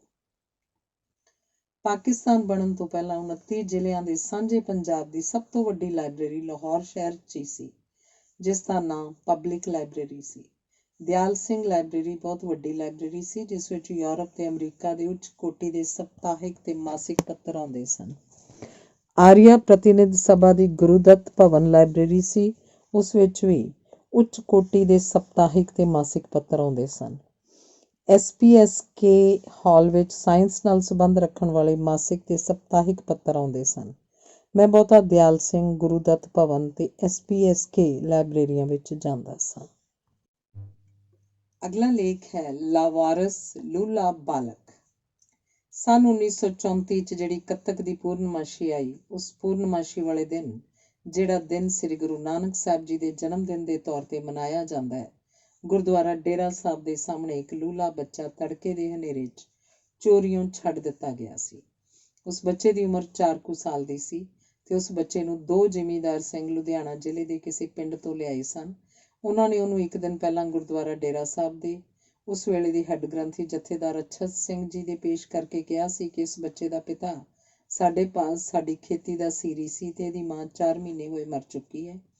ਜਿੰਨਾ ਚਿਰ ਉਹ ਜਿਉਂਦੀ ਰਹੀ ਸੰਭਾਲਦੀ ਰਹੀ। ਇਹਦਾ ਬਾਪ ਇਹਦੀ ਮਾਂ ਦੇ ਮਰਨ ਪਿੱਛੋਂ 5 ਕੁ ਮਹੀਨਿਆਂ ਦਾ ਸਮਾਂ ਇਹਨੂੰ ਸੰਭਾਲਦਾ ਰਿਹਾ ਸੀ, ਪਰ ਉਹ ਇਹਨੂੰ ਖੇਤੀ ਦਾ ਕੰਮ ਕਰਦਾ ਹੋਇਆ ਨਾਲ ਦੀ ਨਾਲ ਨਾ ਸੰਭਾਲ ਸਕਿਆ, ਕਿਉਂਕਿ ਇਹ ਲੂਲਾ ਹੈ ਤੇ ਆਪਣੀ ਕੋਈ ਕਿਰਿਆ ਆਪਣੇ ਆਪ ਸੋਧਣ ਯੋਗ ਨਹੀਂ ਹੈ। ਬੱਚੇ ਦੀ ਹਾਲਤ ਇਹ ਸੀ ਕਿ ਉਹ ਨਾ ਆਪਣੇ ਆਪ ਟੱਟੀ ਫਿਰ ਸਕਦਾ ਸੀ ਤੇ ਨਾ ਆਪਣੇ ਆਪ ਪਿਸ਼ਾਬ ਕਰ ਸਕਦਾ ਸੀ, ਨਾ ਪਾਣੀ ਪੀ ਸਕਦਾ ਸੀ, ਨਾ ਰੋਟੀ ਖਾ ਸਕਦਾ ਸੀ, ਨਾ ਰਜਾਈ ਉੱਪਰ ਲੈ ਸਕਦਾ ਸੀ, ਨਾ ਉਤਾਰ ਸਕਦਾ ਸੀ। ਟੱਟੀ ਉਹ ਆਪਣੇ ਆਪ ਨਹੀਂ ਧੋ ਸਕਦਾ ਸੀ। ਉਹ ਜਦੋਂ ਬੈਠਦਾ ਸੀ ਤਾਂ ਪਿਛਲੇ ਪਾਸੇ ਤੋਂ ਪੈਰ ਇੱਕ ਦੂਜੇ ਨਾਲ ਸਿਰਿਆਂ ਤੋਂ ਜੁੜ ਜਾਂਦੇ ਸਨ ਤੇ ਜਦੋਂ ਉਹ ਇਸ ਤਰ੍ਹਾਂ ਬੈਠਾ ਹੋਇਆ ਟੱਟੀ ਫਿਰਦਾ ਸੀ ਤੇ ਟੱਟੀ ਦੀ ਗਿੱਲ ਤੋਂ ਬਚਣ ਲਈ ਅੱਗੇ ਖਿਸਕਦਾ ਸੀ ਤਾਂ ਉਹਦੇ ਪੈਰ ਟੱਟੀ ਉੱਪਰੋਂ ਲੰਘ ਜਾਂਦੇ ਸਨ ਤੇ ਲਿਬੜ ਜਾਂਦੇ ਸਨ। ਪੈਰਾਂ ਦੀ ਲੱਗੀ ਹੋਈ ਟੱਟੀ ਨੂੰ ਜਦੋਂ ਇੱਕ ਪੈਰ ਨਾਲ ਦੂਜੇ ਪੈਰ ਤੋਂ ਉਤਾਰਨ ਦਾ ਯਤਨ ਕਰਦਾ ਤਾਂ ਇਹਦੀਆਂ ਲੱਤਾਂ ਦੀਆਂ ਦੋਵੇਂ ਪਿੰਜੜੀਆਂ ਟੱਟੀ ਨਾਲ ਲਿਬੜ ਜਾਂਦੀਆਂ ਸਨ। ਉਹਨਾਂ ਨੇ ਜਥੇਦਾਰ ਸਾਹਿਬ ਨੂੰ ਕਿਹਾ ਕਿ ਇਸ ਬੱਚੇ ਦਾ ਪਿਓ ਇਹਨੂੰ ਸਾਡੇ ਘਰ ਛੱਡ ਕੇ ਆਪ ਲੋਪ ਹੋ ਗਿਆ ਤੇ ਉਹਨੂੰ ਗਏ ਨੂੰ 1 ਮਹੀਨੇ ਦਾ ਸਮਾਂ ਹੋ ਚੁੱਕਿਆ। ਅਸੀਂ ਉਹਦੀ 1 ਮਹੀਨਾ ਉਡੀਕ ਕੀਤੀ ਹੈ, ਪਰ ਜਦੋਂ ਨਹੀਂ ਮੁੜਿਆ ਤਾਂ ਅਸੀਂ ਇਹਨੂੰ ਆਪਣੇ ਘਰੋਂ ਲੈ ਕੇ ਤੁਰ ਪਏ ਹਾਂ ਤਾਂ ਜੋ ਅਸੀਂ ਇਹਨੂੰ ਬੱਚਿਆਂ ਦੇ ਕਿਸੇ ਯਤੀਮਖਾਨੇ 'ਚ ਦਾਖਲ ਕਰਾਈਏ। ਲੂਲਾ ਹੋਣ ਦੇ ਕਾਰਨ ਇਹਦੀ ਜੋ ਸੇਵਾ ਸੰਭਾਲ ਹੈ ਉਹ ਸਾਡੇ ਘਰ ਦੀਆਂ ਇਸਤਰੀਆਂ ਨੂੰ ਕਰਨੀ ਔਖੀ ਹੈ। ਅਸੀਂ ਇਹਨੂੰ ਲੈ ਕੇ ਅੰਮ੍ਰਿਤਸਰ ਦੇ, ਲਾਹੌਰ ਸ਼ਹਿਰਾਂ ਦੇ ਬੱਚਿਆਂ ਦੇ ਯਤੀਮਖਾਨੇ 'ਚ ਗਏ ਹਾਂ, ਪਰ ਕਿਸੇ ਵੀ ਯਤੀਮਖਾਨੇ ਨੇ ਇਹਨੂੰ ਦਾਖਲ ਨਹੀਂ ਕੀਤਾ। ਹੁਣ ਸਾਡੇ ਅੱਗੇ ਹੋਰ ਕੋਈ ਚਾਰਾ ਨਹੀਂ ਰਹਿ ਗਿਆ। ਅਸੀਂ ਇਹਨੂੰ ਤੁਹਾਡੇ ਪਾਸ ਲੈ ਕੇ ਆਏ ਹਾਂ, ਕਿਉਂਕਿ ਆਪ ਦਾ ਗੁਰਦੁਆਰਾ ਪੰਜਾਬ ਦੀ ਰਾਜਧਾਨੀ ਦੇ ਸ਼ਹਿਰ ਲਾਹੌਰ ਦਾ ਸਿੱਖ ਪੰਥ ਦਾ ਇੱਕ ਮਹਾਨ ਇਤਿਹਾਸਿਕ ਗੁਰਦੁਆਰਾ ਹੈ ਤੇ ਗੁਰਦੁਆਰੇ ਨਿਤਾਣਿਆਂ ਤੇ ਤਾਣ ਤੇ ਨਿਥਾਵਿਆਂ ਦੇ ਥਾਂ ਹੁੰਦੇ ਹਨ। ਆਪ ਇਹਨੂੰ ਆਪਣੇ ਗੁਰਦੁਆਰੇ 'ਚ ਸੰਭਾਲਣ ਲਈ ਸਾਡੇ ਪਾਸੋਂ ਲੈ ਲਓ। ਅੱਗੋਂ ਤੋਂ ਇਹਦੀ ਸੰਭਾਲ ਸਾਡੇ ਘਰ ਦੀ ਸਮਰੱਥਾ ਤੋਂ ਬਾਹਰ ਹੈ। ਉਹਨਾਂ ਦੋਹਾਂ ਸਿੱਖਾਂ ਦੀ ਇਹ ਗੱਲ ਸੁਣ ਕੇ ਜਥੇਦਾਰ ਸਾਹਿਬ ਨੇ ਉਹਨਾਂ ਨੂੰ ਉੱਤਰ ਦਿੱਤਾ ਕਿ ਅਸੀਂ ਇਸ ਬੱਚੇ ਨੂੰ ਨਹੀਂ ਲੈ ਸਕਦੇ। ਅਸੀਂ ਇਹਦੀ ਸੰਭਾਲ ਲਈ ਕੋਈ ਬੰਦੋਬਸਤ ਨਹੀਂ ਕਰ ਸਕਦੇ। ਉਹਨਾਂ ਬੰਦਿਆਂ ਨੇ ਉਸ ਬੱਚੇ ਤੋਂ ਛੁਟਕਾਰਾ ਪਾਉਣਾ ਸੀ, ਪਰ ਉਸ ਬੱਚੇ ਨੂੰ ਉਸ ਗੁਰਦੁਆਰੇ ਦੇ ਬੂਹੇ ਅੱਗੇ ਤੜਕੇ ਦੇ ਹਨੇਰੇ 'ਚ ਲਾਵਾਰਸੀ ਦੀ ਹਾਲਤ ਛੱਡ ਕੇ ਆਪਣੇ ਦਿਲ ਵਿੱਚ ਇਹ ਖਿਆਲ ਲੈ ਕੇ ਗਏ ਹੋਣਗੇ ਕਿ ਜਿਹੜਾ ਉਹਨਾਂ ਦਾ ਖਿਆਲ ਉਚਿਤ ਬਣਦਾ ਸੀ ਕਿ ਸਾਨੂੰ ਇਸ ਬੱਚੇ ਨੂੰ ਗੁਰਦੁਆਰੇ ਦੇ ਬੂਹੇ ਅੱਗੇ ਛੱਡਣ ਦਾ ਕੋਈ ਪਾਪ ਨਹੀਂ ਲੱਗੇਗਾ, ਕਿਉਂਕਿ ਇਹ ਰੱਬ ਦਾ ਘਰ ਹੈ ਤੇ ਰੱਬ ਸਭ ਦਾ ਮਾਲਕ ਹੈ। ਹੁਣ ਜੇ ਗੁਰਦੁਆਰੇ ਵਾਲੇ ਇਹਨੂੰ ਸੜਕ ਦੇ ਕੰਢੇ ਤੇ ਨਾ ਚੁੱਕਣਗੇ ਤਾਂ ਇਹਦੀ ਬੇਨਾਈ ਮੌਤ ਤੋਂ ਮਰਨ ਦਾ ਪਾਪ ਗੁਰਦੁਆਰੇ ਵਾਲਿਆਂ ਨੂੰ ਲੱਗੇਗਾ। ਸਭ ਤੋਂ ਪਹਿਲਾਂ ਉਸ ਬੱਚੇ ਨੂੰ ਸਾਂਭਣ ਲਈ ਮੇਰਠ ਤੋਂ ਆਇਆ ਹੋਇਆ ਇੱਕ ਸਿੱਖ ਨੌਜਵਾਨ ਤਿਆਰ ਹੋਇਆ, ਜਿਹਦਾ ਨਾਮ ਮਨੀ ਸਿੰਘ ਸੀ। ਉਹ ਕੁਲਚੇ ਛੋਲੇ ਵੇਚਦਾ ਹੁੰਦਾ ਸੀ ਤੇ ਹਿੰਦੂ ਤੋਂ ਸਿੱਖ ਬਣਿਆ ਸੀ। ਉਹ ਗੁਰਦੁਆਰੇ ਦੇ ਨਾਲ ਲੱਗਦੀ ਮਹਾਰਾਜਾ ਰਣਜੀਤ ਸਿੰਘ ਦੀ ਸਮਾਧ ਦੀ ਕੋਠੜੀ 'ਚ ਰਹਿੰਦਾ ਸੀ। ਬੱਚਾ ਉਸ ਵੇਲੇ 4 ਕੁ ਸਾਲਾਂ ਦੀ ਉਮਰ ਦਾ ਸੀ। ਗੂੰਗਾ ਹੋਣ ਦੇ ਕਾਰਨ ਉਹ ਬੋਲ ਕੇ ਆਪਣੀ ਕਿਸੇ ਲੋੜ ਨੂੰ ਪ੍ਰਗਟ ਨਹੀਂ ਕਰ ਸਕਦਾ ਸੀ। ਜਦ ਉਹਨੂੰ ਟੱਟੀ ਆਉਂਦੀ ਤਾਂ ਉਹ ਟੱਟੀ ਬਾਰੇ ਹੱਥ ਨਾਲ ਇਸ਼ਾਰਾ ਕਰਦਾ ਕਿ ਮੈਨੂੰ ਟੱਟੀ ਆਈ ਹੈ, ਤੇ ਜੇ ਉਹਨੂੰ ਪਿਸ਼ਾਬ ਆਉਂਦਾ ਤਾਂ ਆਪਣੇ ਪਿਸ਼ਾਬ ਵਾਲੇ ਅੰਗ ਵੱਲ ਇਸ਼ਾਰਾ ਕਰਕੇ ਸਮਝਾਉਂਦਾ ਕਿ ਉਹਨੂੰ ਪਿਸ਼ਾਬ ਆਇਆ। ਉਹ ਆਪਣੇ ਇੱਕ ਹੱਥ ਦੇ ਗੁੱਟ ਤੋਂ ਨਕਾਰਾ ਹੈ। ਸਰਦੀਆਂ ਦੇ ਦਿਨ ਸਨ। ਮਨੀ ਸਿੰਘ ਨੇ ਬੱਚੇ ਨੂੰ ਰਾਤ ਵੇਲੇ ਆਪਣੇ ਮੰਜੇ ਤੇ ਸਵਾਇਆ। ਬਾਅਦ 'ਚ ਬੱਚੇ ਨੂੰ ਰਾਤ ਨੂੰ ਟੱਟੀ ਆ ਗਈ। ਅੱਗੇ ਕਦੇ ਬੱਚਾ ਕਿਸੇ ਓਪਰੀ ਥਾਂ ਤੇ ਨਹੀਂ ਰਿਹਾ ਸੀ। ਓਪਰੇ ਥਾਂ ਤੇ ਓਪਰੇ ਬੰਦੇ ਨਾਲ ਸੌਣ ਕਾਰਨ ਉਹ ਸਹਿਮ ਗਿਆ ਹੋਣਾ ਤੇ ਜਦ ਉਹਨੂੰ ਰਾਤੀ ਟੱਟੀ ਆਈ ਹੋਏਗੀ ਤਾਂ ਸਹਿਮੇ ਹੋਣ ਦੇ ਕਾਰਨ ਉਹ ਮਨੀ ਸਿੰਘ ਨੂੰ ਟੱਟੀ ਬਾਰੇ ਖਬਰਦਾਰ ਕਰਨ ਲਈ ਆਪਣੇ ਮੂੰਹ 'ਚੋਂ ਊਂ ਦੀ ਆਵਾਜ਼ ਨਾ ਕੱਢ ਸਕਿਆ ਹੋਏਗਾ, ਜਿਸ ਆਵਾਜ਼ ਨਾਲ ਉਹ ਆਪਣੀ ਸੰਭਾਲ ਕਰਨ ਵਾਲੇ ਬੰਦੇ ਨੂੰ ਟੱਟੀ ਪਿਸ਼ਾਬ ਦੇ ਹਾਜਤ ਦੇ ਸਬੰਧ 'ਚ ਖਬਰਦਾਰ ਕਰਦਾ ਹੁੰਦਾ ਸੀ। ਇਸ ਤਰ੍ਹਾਂ ਉਹਦੇ ਸਹਿਮੇ ਹੋਏ ਨੇ ਆਪਣੀ ਬੇਵਸੀ ਟੱਟੀ ਬਿਸਤਰੇ 'ਤੇ ਹੀ ਕਰਤੀ। ਬੱਚੇ ਦੇ ਬਿਸਤਰੇ 'ਚ ਤੇ ਟੱਟੀ ਕਰਨ ਤੇ ਮਨੀ ਸਿੰਘ ਨੇ ਸਮਝਿਆ ਕਿ ਬੱਚਾ ਰਾਤ ਨੂੰ ਟੱਟੀ ਬਿਸਤਰੇ 'ਚ ਹੀ ਕਰਦਾ ਹੈ, ਇਸ ਲਈ ਉਹਨੇ ਮੈਨੂੰ ਕਹਿ ਦਿੱਤਾ ਕਿ ਮੈਂ ਬੱਚੇ ਨੂੰ ਨਹੀਂ ਸਾਂਭ ਸਕਦਾ। ਉਹਨੂੰ ਪਤਾ ਨਹੀਂ ਸੀ ਕਿ ਬੱਚਾ ਟੱਟੀ ਪਿਸ਼ਾਬ ਆਉਣ ਦੇ ਵੇਲੇ ਇੱਕ ਖਾਸ ਕਿਸਮ ਦੀ ਆਵਾਜ਼ ਕੱਢਦਾ, ਜਿਹੜੀ ਊਂ ਦੀ ਹੁੰਦੀ ਹੈ। ਬੱਚੇ ਨੂੰ ਟੱਟੀ ਤੇ ਪਿਸ਼ਾਬ ਚੁੱਕ ਕੇ ਕਰਾਉਣਾ ਪੈਂਦਾ ਸੀ। ਮਨੀ ਸਿੰਘ ਨੇ ਜਦ ਬੱਚੇ ਨੂੰ ਸਾਂਭਣ ਤੋਂ ਇਨਕਾਰ ਕਰ ਦਿੱਤਾ ਤਾਂ ਫਿਰ ਪ੍ਰਬੰਧਕਾਂ ਨੇ ਬੱਚੇ ਨੂੰ ਉਸ ਸੇਵਾਦਾਰ ਦੇ ਸਪੁਰਦ ਕਰ ਦਿੱਤਾ, ਜਿਸ ਦਾ ਕੰਮ ਮੁਸਾਫਰਾਂ ਨੂੰ ਮੰਜੇ ਬਿਸਤਰੇ ਤੇ ਚਟਾਈਆਂ ਦੇਣ ਦਾ ਸੀ। ਉਹਦਾ ਕੰਮ ਸੂਰਜ ਛਿਪਣ ਤੋਂ ਕੁਝ ਸਮਾਂ ਪਹਿਲਾਂ ਆਰੰਭ ਹੋ ਜਾਂਦਾ ਸੀ ਤੇ ਰਾਤ ਦੇ 10 ਵਜੇ ਤੱਕ ਚੱਲਦਾ ਰਹਿੰਦਾ ਸੀ। ਸਵੇਰ ਦੇ ਵੇਲੇ ਉਹਨੇ ਮੁਸਾਫਰਾਂ ਪਾਸੋਂ ਰਜਾਈਆਂ, ਮੰਜੇ ਤੇ ਚਟਾਈਆਂ ਵਾਪਸ ਲੈਣੇ ਹੁੰਦੇ ਸਨ। ਇਸ ਤਰ੍ਹਾਂ ਨਾ ਉਹਨੂੰ ਦਿਨ ਛਿਪੇ ਤੋਂ ਰਾਤ ਦੇ 10 ਵਜੇ ਤੱਕ ਵੇਲ ਹੁੰਦਾ ਸੀ ਤੇ ਨਾ ਸਵੇਰੇ ਦਿਨ ਚੜੇ ਤੋਂ 2 ਘੰਟੇ ਪਿੱਛੋਂ ਤੱਕ ਵੇਲ ਹੁੰਦਾ ਸੀ। ਉਹ ਸੇਵਾਦਾਰ ਬੱਚੇ ਨੂੰ ਆਪਣੇ ਨਾਲ ਨਹੀਂ ਸੁਆਉਂਦਾ ਹੁੰਦਾ ਸੀ। ਉਹ ਉਹਨੂੰ ਇੱਕ ਵੱਖਰੇ ਮੰਜੇ ਤੇ ਸੁਆ ਦਿੰਦਾ ਹੁੰਦਾ ਸੀ। ਦਿਨ ਦੇ ਵੇਲੇ ਵੀ ਉਹ ਬੱਚੇ ਨੂੰ ਇੱਕ ਮੰਜੇ ਤੇ ਬੋਰੀ ਵਿਛਾ ਕੇ ਬੋਹੜ ਦੇ ਹੇਠਾਂ ਬਿਠਾ ਦਿੰਦਾ ਹੁੰਦਾ ਸੀ ਤੇ ਰਾਤ ਨੂੰ ਵੀ ਉਹ ਉਸਦੇ ਮੰਜੇ ਤੇ ਬੋਰੀ ਹੀ ਵਿਛਾਉਂਦਾ ਹੁੰਦਾ ਸੀ। ਜੇ ਬੱਚੇ ਨੂੰ ਹਰ ਰਾਤ ਦੇ ਵੇਲੇ ਆਪਣੇ ਨਾਲ ਸੌਂਦਾ ਹੁੰਦਾ ਤਾਂ ਬੱਚਾ ਉਸਨੂੰ ਰਾਤ ਦੇ ਵੇਲੇ ਟੱਟੀ ਆਉਣ ਦੇ ਸਮੇਂ ਖਬਰਦਾਰ ਕਰ ਸਕਦਾ ਸੀ, ਪਰ ਰਾਤ ਨੂੰ ਇਕੱਲਾ ਹੋਣ ਦੇ ਕਾਰਨ ਉਹ ਟੱਟੀ ਆਉਣ ਤੇ ਕਿਸੇ ਨੂੰ ਖਬਰਦਾਰ ਕਿਵੇਂ ਕਰ ਸਕਦਾ ਸੀ? ਗੂੰਗਾ ਹੋਣ ਦੇ ਕਾਰਨ ਉਹ ਆਵਾਜ਼ ਤਾਂ ਕਿਸੇ ਨੂੰ ਨਹੀਂ ਦੇ ਸਕਦਾ ਸੀ ਕਿ ਮੈਨੂੰ ਟੱਟੀ ਆਈ ਹੈ। ਉਹ ਕੇਵਲ ਰੋਣ ਦੀ ਆਵਾਜ਼ ਹੀ ਕੱਢ ਸਕਦਾ ਸੀ। ਟੱਟੀ ਆਉਣ ਤੇ ਜਿਹੜੀ ਊਂ ਦੀ ਆਵਾਜ਼ ਉਹਨੇ ਮੂੰਹ ਚੋਂ ਕੱਢਣੀ ਹੁੰਦੀ ਸੀ, ਉਹ ਵੀ ਉੱਚੀ ਆਵਾਜ਼ ਨਹੀਂ ਹੁੰਦੀ ਸੀ। ਜਦ ਰਾਤ ਨੂੰ ਬੱਚੇ ਨੂੰ ਅਜਿਹਾ ਹੁੰਦਾ ਤਾਂ ਉਹ ਬੋਰੀ ਉੱਤੇ ਹੀ ਕਰ ਦਿੰਦਾ ਹੁੰਦਾ ਸੀ। ਬੱਚੇ ਨੂੰ ਦਿਨ ਵੇਲੇ ਮੰਜੇ ਤੇ ਨਹੀਂ ਬਿਠਾਇਆ ਜਾਣਾ ਚਾਹੀਦਾ ਸੀ, ਬਲਕਿ ਧਰਤੀ ਤੇ ਬਿਠਾਉਣਾ ਚਾਹੀਦਾ ਸੀ, ਕਿਉਂਕਿ ਮੰਜੇ ਤੇ ਬੈਠਾ ਹੋਇਆ ਉਹ ਇੱਕ ਥਾਂ ਤੇ ਬੱਝ ਜਾਂਦਾ ਸੀ। ਨਾ ਮਿੱਟੀ ਨਾਲ ਖੇਡ ਸਕਦਾ ਸੀ, ਨਾ ਰਿੜ ਸਕਦਾ ਸੀ। ਉਹਨਾਂ ਦਿਨਾਂ 'ਚ ਉਹ ਪੁੱਠੇ ਗੋਡੇ ਮਾਰ ਕੇ ਬੈਠ ਸਕਦਾ ਹੁੰਦਾ ਸੀ ਤੇ ਆਪਣੀਆਂ ਦੋਹਾਂ ਬਾਹਾਂ ਦਾ ਸਹਾਰਾ ਲੈ ਕੇ ਗਾਂ ਨੂੰ ਰਿੜ ਸਕਦਾ ਹੁੰਦਾ ਸੀ। ਜੇ ਧਰਤੀ ਰੇਤਲੀ ਹੁੰਦੀ ਤਾਂ ਲੂਲਾ ਉੱਤੇ ਬੈਠਾ ਮਿੱਟੀ ਨਾਲ ਖੇਡਣ ਲੱਗ ਪੈਂਦਾ। ਉਹ ਆਪਣੇ ਦੋਹਾਂ ਹੱਥਾਂ ਨਾਲ ਧਰਤੀ ਤੋਂ ਮਿੱਟੀ ਚੁੱਕਦਾ ਤੇ ਮਸਤੀ ਵਿੱਚ ਗੂੰਗੀ ਆਵਾਜ਼ ਨਾਲ ਗਾਉਂਦਾ ਹੋਇਆ ਮਿੱਟੀ ਨੂੰ ਉੱਚਾ ਚੁੱਕ ਕੇ ਦੋਹਾਂ ਹੱਥਾਂ ਦੇ ਵਿੱਚੋਂ ਦੀ ਹੇਠਾਂ ਫਰੋਲਦਾ। ਉਹਦੀ ਬਾਲ ਲੀਲਾ ਦੇਖ ਕੇ ਮੇਰਾ ਹਿਰਦਾ ਗਦ-ਗਦ ਹੋ ਜਾਂਦਾ ਤੇ ਮੈਨੂੰ ਆਪਣੇ ਬਚਪਨ ਦਾ, ਉਹਦੀ ਉਮਰ ਦਾ, ਮਾਂ ਦੀਆਂ ਲੋਰੀਆਂ ਵਾਲਾ, ਉਹਦੀ ਕੁੱਛੜ 'ਚ ਪੜਨ ਵਾਲਾ ਸਮਾਂ ਯਾਦ ਆ ਗਿਆ। ਆਪਣੇ ਬਚਪਨ ਦੇ ਲੂਲੇ ਦੀ ਉਮਰ ਦੇ ਸਮੇਂ ਨੂੰ ਯਾਦ ਕਰਕੇ ਮੈਂ ਅਗਾਧ ਖੁਸ਼ੀਆਂ ਦੀ ਵੱਖਰੀ ਦੁਨੀਆ 'ਚ ਪਹੁੰਚ ਜਾਂਦਾ ਤੇ ਹੜ੍ਹ ਵਾਲੇ ਮਾਂ ਦੇ ਪਿਆਰ ਦੀਆਂ ਲੋਰੀਆਂ ਵਾਲੇ ਆਪਣੇ ਬਚਪਨ ਦੇ ਸਮੇਂ ਨੂੰ ਯਾਦ ਕਰਾਉਣ ਵਾਲੇ ਲੂਲੇ ਦੀ ਦਾਤ ਲਈ ਆਪਣੇ ਜਿਗਰ ਵਿੱਚੋਂ ਵਾਹਿਗੁਰੂ ਦਾ ਲੱਖ-ਲੱਖ ਧੰਨਵਾਦ ਕਰਦਾ। ਲੂਲਾ ਧਰਤੀ ਤੇ ਬੈਠਾ ਹੋਇਆ ਗਾਂ ਨੂੰ ਰਿੜ ਵੀ ਲੈਂਦਾ ਸੀ, ਜਿਸ ਨਾਲ ਉਹਦੀ ਸਰੀਰਕ ਕਸਰਤ ਵੀ ਹੋ ਜਾਂਦੀ ਸੀ। ਗਰਮੀਆਂ ਦੇ ਦਿਨਾਂ 'ਚ ਮੈਂ ਲੂਲੇ ਨੂੰ ਡੇਰਾ ਸਾਹਿਬ ਦੇ ਬੂਹੇ ਅੱਗੇ ਪਾਣੀ ਦੇ ਚੁਬੱਚੇ ਦੇ ਲਾਗੇ ਉਹਦੇ ਵਗਦੇ ਪਾਣੀ 'ਚ ਕੁਝ ਚਿਰ ਬਿਠਾ ਦਿੰਦਾ ਹੁੰਦਾ ਸੀ ਤਾਂ ਜੋ ਠੰਡੀ ਥਾਂ ਤੇ ਬੈਠ ਕੇ ਗਰਮੀ ਤੋਂ ਬਚ ਸਕਦਾ। ਉਸ ਚੁਬੱਚੇ 'ਚ ਸੰਗਤਾਂ ਗੁਰਦੁਆਰੇ ਅੰਦਰ ਜਾਣ ਤੋਂ ਪਹਿਲਾਂ ਪੈਰ ਧੋਂਦੀਆਂ ਹੁੰਦੀਆਂ ਸਨ। ਜਦ ਬੱਚਾ ਮੰਜੇ ਬਿਸਤਰੇ ਵਾਲੇ ਸੇਵਾਦਾਰ ਨੂੰ ਸੰਭਾਲਿਆ ਗਿਆ ਤੇ ਉਹ ਉਹਨੂੰ ਬੋਹੜ ਦੇ ਹੇਠਾਂ ਮੰਜੇ ਤੇ ਬਿਠਾਉਣ ਲੱਗਾ, ਮੈਂ ਉਹਨੂੰ ਕੁਝ ਦਿਨ ਬਾਈਸਾਈਕਲਾਂ ਦੇ ਵਲਗਣ ਅੰਦਰ ਬੈਠਾ ਹੋਇਆ ਦੇਖਦਾ ਰਿਹਾ ਸਾਂ। ਉਸ ਵੇਲੇ ਮੈਂ ਦੇਖਦਾ ਹੁੰਦਾ ਸਾਂ ਕਿ ਮੰਜੇ ਤੇ ਬੈਠੇ ਹੋਏ ਦੇ ਉਸਦੇ ਪਾਸ ਕਿਸੇ ਵੇਲੇ ਸੇਵਾਦਾਰਾਂ ਦੇ 4-5 ਖੇਡਦੇ ਹੋਏ ਬੱਚਿਆਂ ਦੀ ਡਾਰ ਖੜੀ ਹੋ ਜਾਂਦੀ ਤੇ 1-2 ਮਿੰਟ ਉਸ ਨਾਲ ਆਪਣੀ ਹਾਨ ਦੀ ਖੇਡ ਤੇ ਹਾਸੇ ਦੀ ਸਾਂਝ ਨੂੰ ਪ੍ਰਗਟ ਕਰਕੇ ਜਦੋਂ ਉਹਨਾਂ ਵਿੱਚੋਂ ਕਿਸੇ ਨਾ ਕਿਸੇ ਬੱਚੇ ਨੂੰ ਬਾਂਹ ਤੋਂ ਫੜ ਲੈਂਦਾ ਤੇ ਉਹਨੂੰ ਆਪਣੇ ਆਪ ਨਾਲ ਖੇਡਣ ਲਈ ਖੜਾ ਕਰਨ ਦਾ ਯਤਨ ਕਰਦਾ। ਪਰ ਬੱਚਿਆਂ ਨੇ ਤਾਂ ਭੱਜਣਾ ਨੱਸਣਾ ਹੁੰਦਾ ਹੀ ਹੈ ਤੇ ਉਹ ਬੱਚਾ ਵੀ ਉਸ ਪਾਸੋਂ ਬਾਂਹ ਛੁਡਾ ਕੇ ਬੱਚਿਆਂ ਨਾਲ ਭੱਜ ਜਾਂਦਾ। ਉਸ ਪਾਸ ਕਿਵੇਂ ਖੜੋ ਜਾਂ ਬੈਠੇ ਰਹਿ ਸਕਦੇ ਸਨ। ਪਰਾਂ ਵਾਲੇ ਉੱਡ ਗਏ, ਬੇਪਰਾਂ ਦਾ ਖੁਦਾ। ਬੱਚੇ ਭੱਜ ਜਾਂਦੇ ਤੇ ਉਹ ਇਕੱਲਾ ਬੈਠਾ ਹੋਇਆ ਰੱਬ ਨੂੰ ਫਿਕਰ ਵਿੱਚ ਪਾ ਦਿੰਦਾ ਕਿ ਉਹਨੂੰ ਖਿਡਾਉਣ ਤੇ ਪਰਚਾਉਣ ਲਈ ਡੇਰਾ ਸਾਹਿਬ ਦੀ ਛਤਰ ਛਾਇਆ ਹੇਠ ਪੁਰਾਣੀ ਮਾਤਰ ਦੀ ਸੇਵਾ ਲਈ ਜੀਵਨ ਅਰਪਣ ਕਰਨ ਵਾਲੇ ਕਿਸੇ ਨੌਜਵਾਨ ਨੂੰ ਖੜਾ ਕਰੇ, ਜਿਸ ਨੇ ਆਪਣੀ ਮਾਂ ਪਾਸੋਂ ਲਈ ਹੋਈ ਪਿਆਰ ਦੇ ਹੜ੍ਹ ਨੂੰ ਸਾਰੀ ਉਮਰ ਕੁਆਰਾ ਰਹਿਣ ਦੇ ਸੰਕਲਪ ਨਾਲ ਕਿਸੇ ਲਾਵਾਰਸ ਬੱਚੇ ਨੂੰ ਉਹਦੀ ਸੇਵਾ ਦੁਆਰਾ ਮੋੜਨਾ ਹੋਵੇ। ਸ਼ਹੀਦਾਂ ਦੇ ਸਰਤਾਜ ਸ੍ਰੀ ਗੁਰੂ ਅਰਜਨ ਦੇਵ ਜੀ ਦੇ ਜੋਤੀ ਜੋਤ ਸਮਾਉਣ ਦੇ ਅਸਥਾਨ ਦੀ ਸੱਤਿਆ ਨੇ ਤੁਰੰਤ ਮੈਨੂੰ ਇਸ ਕਾਰਜ ਲਈ ਚੁਣਿਆ ਤੇ ਉਸ ਸੱਤਿਆ ਦਾ ਛਤਰ ਛਾਇਆ ਹੇਠ ਰਹਿੰਦਾ ਹੋਇਆ ਮੈਂ ਉਸ ਲੂਲੇ ਨੂੰ 1934 ਤੋਂ ਲੈ ਕੇ 1992 ਤੱਕ ਮਾਪਿਆਂ ਵਾਲਾ ਪਿਆਰ ਦਿੰਦਾ ਚੱਲਿਆ ਆ ਰਿਹਾ ਹਾਂ। ਸੰਨ 1987 ਦੇ ਮਹੀਨਾ ਅਕਤੂਬਰ ਦੀ 8 ਤਰੀਕ ਦੀ ਰਾਤ 7:45 ਵਜੇ ਜਦ ਇਸ ਲੇਖ ਦੀ ਸੁਧਾਈ ਹੋ ਰਹੀ ਸੀ ਤਾਂ ਲੂਲਾ ਮੇਰੇ ਪੱਟਾਂ ਤੇ ਲੇਟਿਆ ਹੋਇਆ ਸੀ ਤੇ ਅੱਜ ਕੱਲ੍ਹ ਵੀ ਕਿਸੇ ਵੇਲੇ ਮੇਰੇ ਪੱਟਾਂ 'ਚ ਲੇਟਿਆ ਰਹਿੰਦਾ ਹੈ ਤੇ ਮੇਰੇ ਕੋਲੋਂ ਪਿਆਰ ਲੈਂਦਾ ਹੈ, ਜਿਹੜਾ ਪਿਆਰ ਬੱਚਾ ਪਿਓ ਕੋਲੋਂ ਲੈਂਦਾ ਹੈ। ਲੂਲਾ ਆਪਣੀ ਬੁੱਧੀ ਵਾਲੇ ਵੱਲੋਂ ਬਚਪਨ ਦੀ ਹਾਲਤ ਵਿੱਚ ਰਿਹਾ ਹੈ। ਲੂਲੇ ਦੀ ਬੁੱਧੀ ਦਾ ਵਿਕਾਸ 6 ਸਾਲ ਦੀ ਉਮਰ ਦੇ ਬੱਚੇ ਦੀ ਬੁੱਧੀ ਤੋਂ ਵੱਧ ਨਹੀਂ ਹੋਇਆ। ਗੁਰਦੁਆਰੇ ਦੇ ਪ੍ਰਬੰਧਕ ਸਿੰਘ ਸਾਹਿਬ, ਜਥੇਦਾਰ ਅੱਛਰ ਸਿੰਘ ਯਾਨੀ ਮਹਿੰਦਰ ਸਿੰਘ ਤੇ ਸੰਤ ਕਿਸ਼ਨ ਸਿੰਘ ਸਾਰੇ ਦਇਆਵਾਨ ਤੇ ਵਿਚਾਰਵਾਨ ਬੰਦੇ ਸਨ। ਉਹਨਾਂ ਨੇ ਬੱਚੇ ਦੀ ਖੁਰਾਕ ਦਾ ਪੂਰਾ ਫਿਕਰ ਕੀਤਾ ਤੇ ਇੱਕ ਸੇਰ ਦੁੱਧ ਉਹਨੂੰ ਪ੍ਰਤੀ ਦਿਨ ਦਿੱਤੇ ਜਾਣ ਦਾ ਪ੍ਰਬੰਧ ਗੁਰਦੁਆਰੇ ਦੇ ਖਜ਼ਾਨੇ 'ਚੋਂ ਕਰ ਦਿੱਤਾ। ਗੁਰਦੁਆਰਾ ਕਮੇਟੀ ਦੇ ਸੇਵਾਦਾਰਾਂ ਵਿੱਚੋਂ ਇੱਕ ਸੇਵਾਦਾਰ ਨੇ ਮੱਝ ਰੱਖੀ ਹੋਈ ਸੀ ਤੇ ਉਹ ਦੁੱਧ ਵੇਚਦਾ ਹੁੰਦਾ ਸੀ। ਉਹਨੂੰ ਕਹਿ ਦਿੱਤਾ ਗਿਆ ਕਿ ਬੱਚੇ ਨੂੰ ਸਾਰੇ ਦਿਨ 'ਚ ਇੱਕ ਸੇਰ ਦੁੱਧ 4 ਵਾਰੀ ਕਰਕੇ ਪਿਆ ਦਿੱਤਾ ਜਾਵੇ। ਉਸ ਸੇਵਾਦਾਰ ਦੀ ਪਤਨੀ ਬੱਚੇ ਨੂੰ ਇੱਕ ਸੇਰ ਦੁੱਧ ਰੋਜ਼ ਪਿਲਾਉਣ ਲੱਗ ਪਈ। ਗੁਰਦੁਆਰੇ 'ਚ ਮਾਂ ਦੀ ਦਾਲ ਤੇ ਮਾਂ ਛੋਲਿਆਂ ਦੀ ਦਾਲ ਆਮ ਬਣਦੀ ਰਹਿੰਦੀ ਸੀ। ਬੱਚੇ ਨੂੰ ਕੁਝ ਦਿਨਾਂ ਵਿੱਚ ਦਸਤ ਲੱਗ ਗਏ। ਇਹ ਨਹੀਂ ਕਿਹਾ ਜਾ ਸਕਦਾ ਕਿ ਦਸਤ ਲੱਗਣ ਦਾ ਕਾਰਨ ਮੱਝ ਦਾ ਦੁੱਧ ਤੇ ਮਾਂ ਛੋਲਿਆਂ ਦੀ ਦਾਲ ਸੀ ਜਾਂ ਕੋਈ ਹੋਰ ਕਾਰਨ ਸਨ।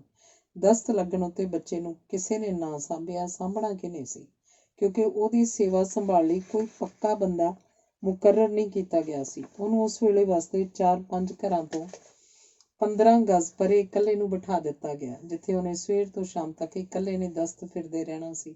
ਦਸਤ ਲੱਗਿਆਂ ਵਿੱਚ ਵੀ ਉਹਨੂੰ ਦਿਨ ਵਿੱਚ ਕੁਝ ਖਾਣ ਪੀਣ ਨੂੰ ਤਾਂ ਦਿੱਤਾ ਜਾਣਾ ਚਾਹੀਦਾ ਸੀ, ਭਾਵੇਂ ਦਹੀਂ ਦਿੱਤਾ ਜਾਂਦਾ ਜਾਂ ਖਿਚੜੀ ਦਿੱਤੀ ਜਾਂਦੀ, ਪਰ ਕਿਸੇ ਨੇ ਨਾ ਸੋਚਿਆ ਕਿ ਉਹਨੂੰ ਸਾਂਭਿਆ ਜਾਂਦਾ, ਉਹਦਾ ਇਲਾਜ ਕਰਵਾਇਆ ਜਾਂਦਾ ਤੇ ਉਹਨੂੰ ਸਵੇਰ ਤੋਂ ਸ਼ਾਮ ਤੱਕ ਇਕੱਲਾ ਨਾ ਛੱਡਿਆ ਜਾਂਦਾ। ਬੱਚੇ ਨੂੰ ਜਿਸ ਵੇਲੇ ਗੁਰਦੁਆਰਾ ਡੇਰਾ ਸਾਹਿਬ ਦੇ ਬੂਹੇ ਅੱਗੇ ਚੁੱਕਿਆ ਗਿਆ ਸੀ ਤਾਂ ਗੁਰਦੁਆਰੇ ਦੇ ਉਸ ਵੇਲੇ ਦੇ ਹੈੱਡ ਗ੍ਰੰਥੀ ਸਿੰਘ ਸਾਹਿਬ ਜਥੇਦਾਰ ਅੱਛਰ ਸਿੰਘ ਜੀ ਨੇ ਸ੍ਰੀ ਗੁਰੂ ਅਰਜਨ ਦੇਵ ਜੀ ਦੇ ਜੋਤੀ ਜੋਤ ਸਮਾਉਣ ਦੇ ਅਸਥਾਨ ਅੱਗੇ ਅਰਦਾਸ ਕੀਤੀ ਸੀ ਕਿ ਹੇ ਵਾਹਿਗੁਰੂ, ਇਸ ਬੱਚੇ ਨੂੰ ਲਾਵਾਰਸੀ ਦੀ ਹਾਲਤ ਵਿੱਚੋਂ ਆਪ ਦੇ ਮਹਾਨ ਅਸਥਾਨ ਅੱਗੇ ਛੱਡਿਆ ਗਿਆ ਤੇ ਇਹਨੂੰ ਛੱਡਣ ਵਾਲੇ ਬੰਦਿਆਂ ਨੇ ਬੱਚਿਆਂ ਦੇ ਯਤੀਮਖਾਨਿਆਂ ਵਿੱਚ ਇਸ ਦੇ ਦਾਖਲੇ ਤੋਂ ਨਿਰਾਸ਼ ਹੋ ਕੇ ਆਪ ਦੇ ਇਸ ਸਥਾਨ ਨੂੰ ਵਾਹਿਗੁਰੂ ਦਾ ਦਰਬਾਰ ਸਮਝ ਕੇ ਆਪਣੀ ਅਖੀਰਲੀ ਢੋਈ ਸਮਝਦਿਆਂ ਹੋਇਆਂ ਅਜਿਹਾ ਕੀਤਾ। ਤੂੰ ਸਾਨੂੰ ਗੁਰਦੁਆਰੇ ਦੇ ਕਰਮਚਾਰੀਆਂ ਨੂੰ ਬਲ ਬਖਸ਼ੀ ਕਿ ਅਸੀਂ ਇਸ ਬੱਚੇ ਨੂੰ ਪੂਰੀ ਲਗਨ ਨਾਲ ਸੰਭਾਲ ਕੇ ਆਪ ਦੇ ਬੂਹੇ ਦੀ ਲਾਜ ਰੱਖ ਸਕੀਏ। ਉਸ ਵੇਲੇ ਬੱਚੇ ਦੀ ਹਾਲਤ ਤੇ ਸ੍ਰੀ ਗੁਰੂ ਗ੍ਰੰਥ ਸਾਹਿਬ ਦੇ 2 ਸ਼ਬਦ ਲਾਗੂ ਹੁੰਦੇ ਸਨ, ਸੰਗ ਸਖਾ ਸਭ ਤਜ ਗਏ, ਕਉ ਨ ਨਿਭਿਓ ਸਾਥ, ਕਹੁ ਨਾਨਕ ਕੇ ਬਿਪਤ ਮੈਂ, ਟੇਕ ਏਕ ਰਘੁਨਾਥ। ਤੂੰ ਮੇਰਾ ਪਿਤਾ, ਤੂੰ ਹੈ ਮੇਰਾ ਮਾਤਾ, ਤੂੰ ਮੇਰਾ ਬੰਧਕ, ਤੂੰ ਮੇਰਾ ਭਰਾਤਾ। ਦਿਨ ਦੇ 4 ਵਜੇ ਮੈਂ ਮਹਾਰਾਜਾ ਰਣਜੀਤ ਸਿੰਘ ਦੀ ਸਮਾਧ ਦੇ ਪਿਛਲੇ ਪਾਸੇ ਟੱਟੀ ਫਿਰਨ ਜਾਂਦਾ ਹੁੰਦਾ ਸਾਂ।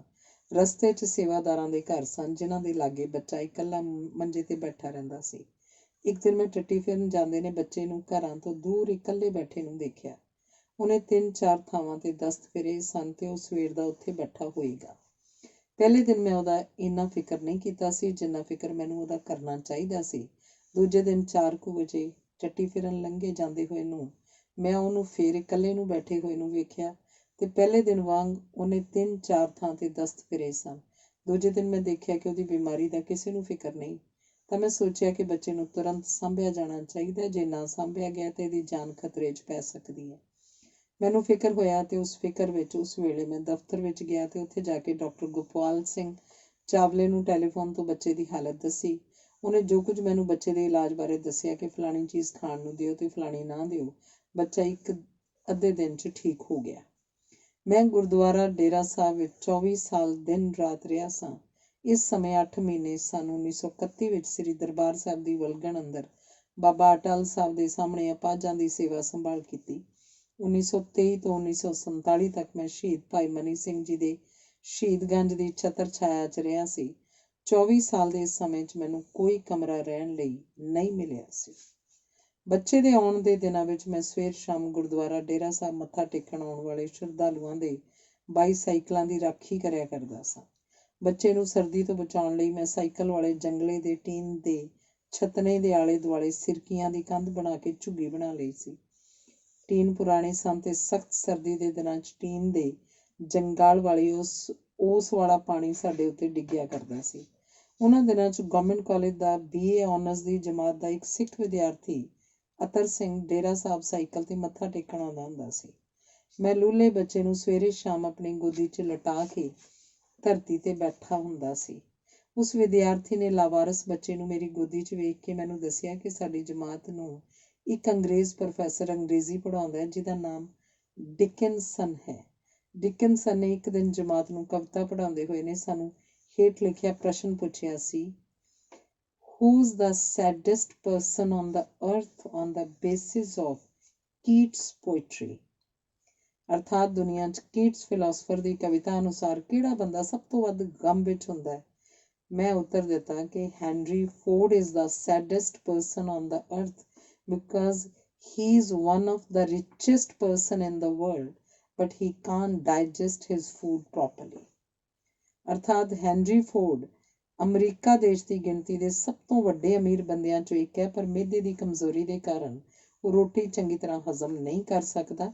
ਉਸ ਵਿਦਿਆਰਥੀ ਨੇ ਮੈਨੂੰ ਦੱਸਿਆ ਕਿ ਸਾਨੂੰ ਆਪਣੇ ਪ੍ਰਸ਼ਨ ਦਾ ਜੋ ਉੱਤਰ ਡਿਕਿੰਸਨ ਨੇ ਦਿੱਤਾ ਉਹ ਇਹ ਸੀ ਕਿ ਦੁਨੀਆ 'ਚ ਸਭ ਤੋਂ ਵੱਧ ਗਮ ਵਿੱਚ ਉਹ ਬੱਚਾ ਹੁੰਦਾ ਜਿਹਨੂੰ ਕੋਈ ਹਸਾਵੇ ਖਿਡਾਵੇ ਨਾ। ਜਿਨ੍ਹਾਂ ਦਿਨਾਂ 'ਚ ਲੂਲਾ ਗੁਰਦੁਆਰਾ ਡੇਰਾ ਸਾਹਿਬ ਅੱਗੇ ਛੱਡਿਆ ਗਿਆ ਸੀ ਉਹਨਾਂ ਦਿਨਾਂ 'ਚ ਮੈਂ ਇੱਕ ਅੰਗਰੇਜ਼ੀ ਦੀ ਪੁਸਤਕ ਪੜ੍ਹ ਰਿਹਾ ਸਾਂ ਜਿਹਦਾ ਨਾਂ ਸੀ ਸੀਕਰਸ ਆਫ ਗॉड, ਅਰਥਾਤ ਰੱਬ ਦੀ ਤਲਾਸ਼ ਕਰਨ ਵਾਲੇ ਬੰਦੇ। ਉਹ ਕਿਤਾਬ ਯੂਨਾਨ ਦੇਸ਼ ਦੇ 3 ਫਿਲਾਸਫਰਾਂ ਦੀ ਜੀਵਨੀ ਤੇ ਫਿਲਾਸਫੀ ਬਾਰੇ ਸੀ। ਉਹਨਾਂ ਫਿਲਾਸਫਰਾਂ ਵਿੱਚੋਂ ਮੈਨੂੰ 2 ਦਾ ਨਾਮ ਯਾਦ ਰਹਿ ਗਿਆ। ਇੱਕ ਫਿਲਾਸਫਰ ਦਾ ਨਾਂ ਮਾਰਕਸ ਔਰੇਲੀਅਸ ਸੀ ਤੇ ਦੂਜੇ ਦਾ ਨਾਂ ਐਪਿਕਟੀਟਸ ਸੀ ਤੇ ਤੀਜੇ ਦਾ ਨਾਮ ਮੈਨੂੰ ਯਾਦ ਨਹੀਂ ਰਿਹਾ। ਹੋ ਸਕਦਾ ਤੀਜੇ ਫਿਲਾਸਫਰ ਦਾ ਨਾਮ ਹੈਰਾਕਲਾਈਟਸ ਹੋਵੇ। ਇਹ ਤਿੰਨੇ ਫਿਲਾਸਫਰ ਯੂਨਾਨ ਦੇਸ਼ ਦੇ ਸਿਰਕੱਢ ਫਿਲਾਸਫਰ ਹੋਏ ਹਨ। ਇਹਨਾਂ ਫਿਲਾਸਫਰਾਂ ਵਿੱਚੋਂ ਇੱਕ ਫਿਲਾਸਫਰ ਬਾਰੇ ਉਸ ਪੁਸਤਕ 'ਚ ਪੜ੍ਹਿਆ ਸੀ ਕਿ ਉਹ ਝੁੱਗੀ ਵਿੱਚ ਰਹਿੰਦਾ ਹੁੰਦਾ ਸੀ ਤੇ ਉਹਦੀ ਝੁੱਗੀ ਅੱਗੇ ਇੱਕ ਲਾਵਾਰਸ ਬੱਚਾ ਛੱਡ ਦਿੱਤਾ ਗਿਆ ਸੀ ਜਿਹੜਾ ਉਹਨੂੰ ਪਾਲਣਾ ਪਿਆ ਸੀ।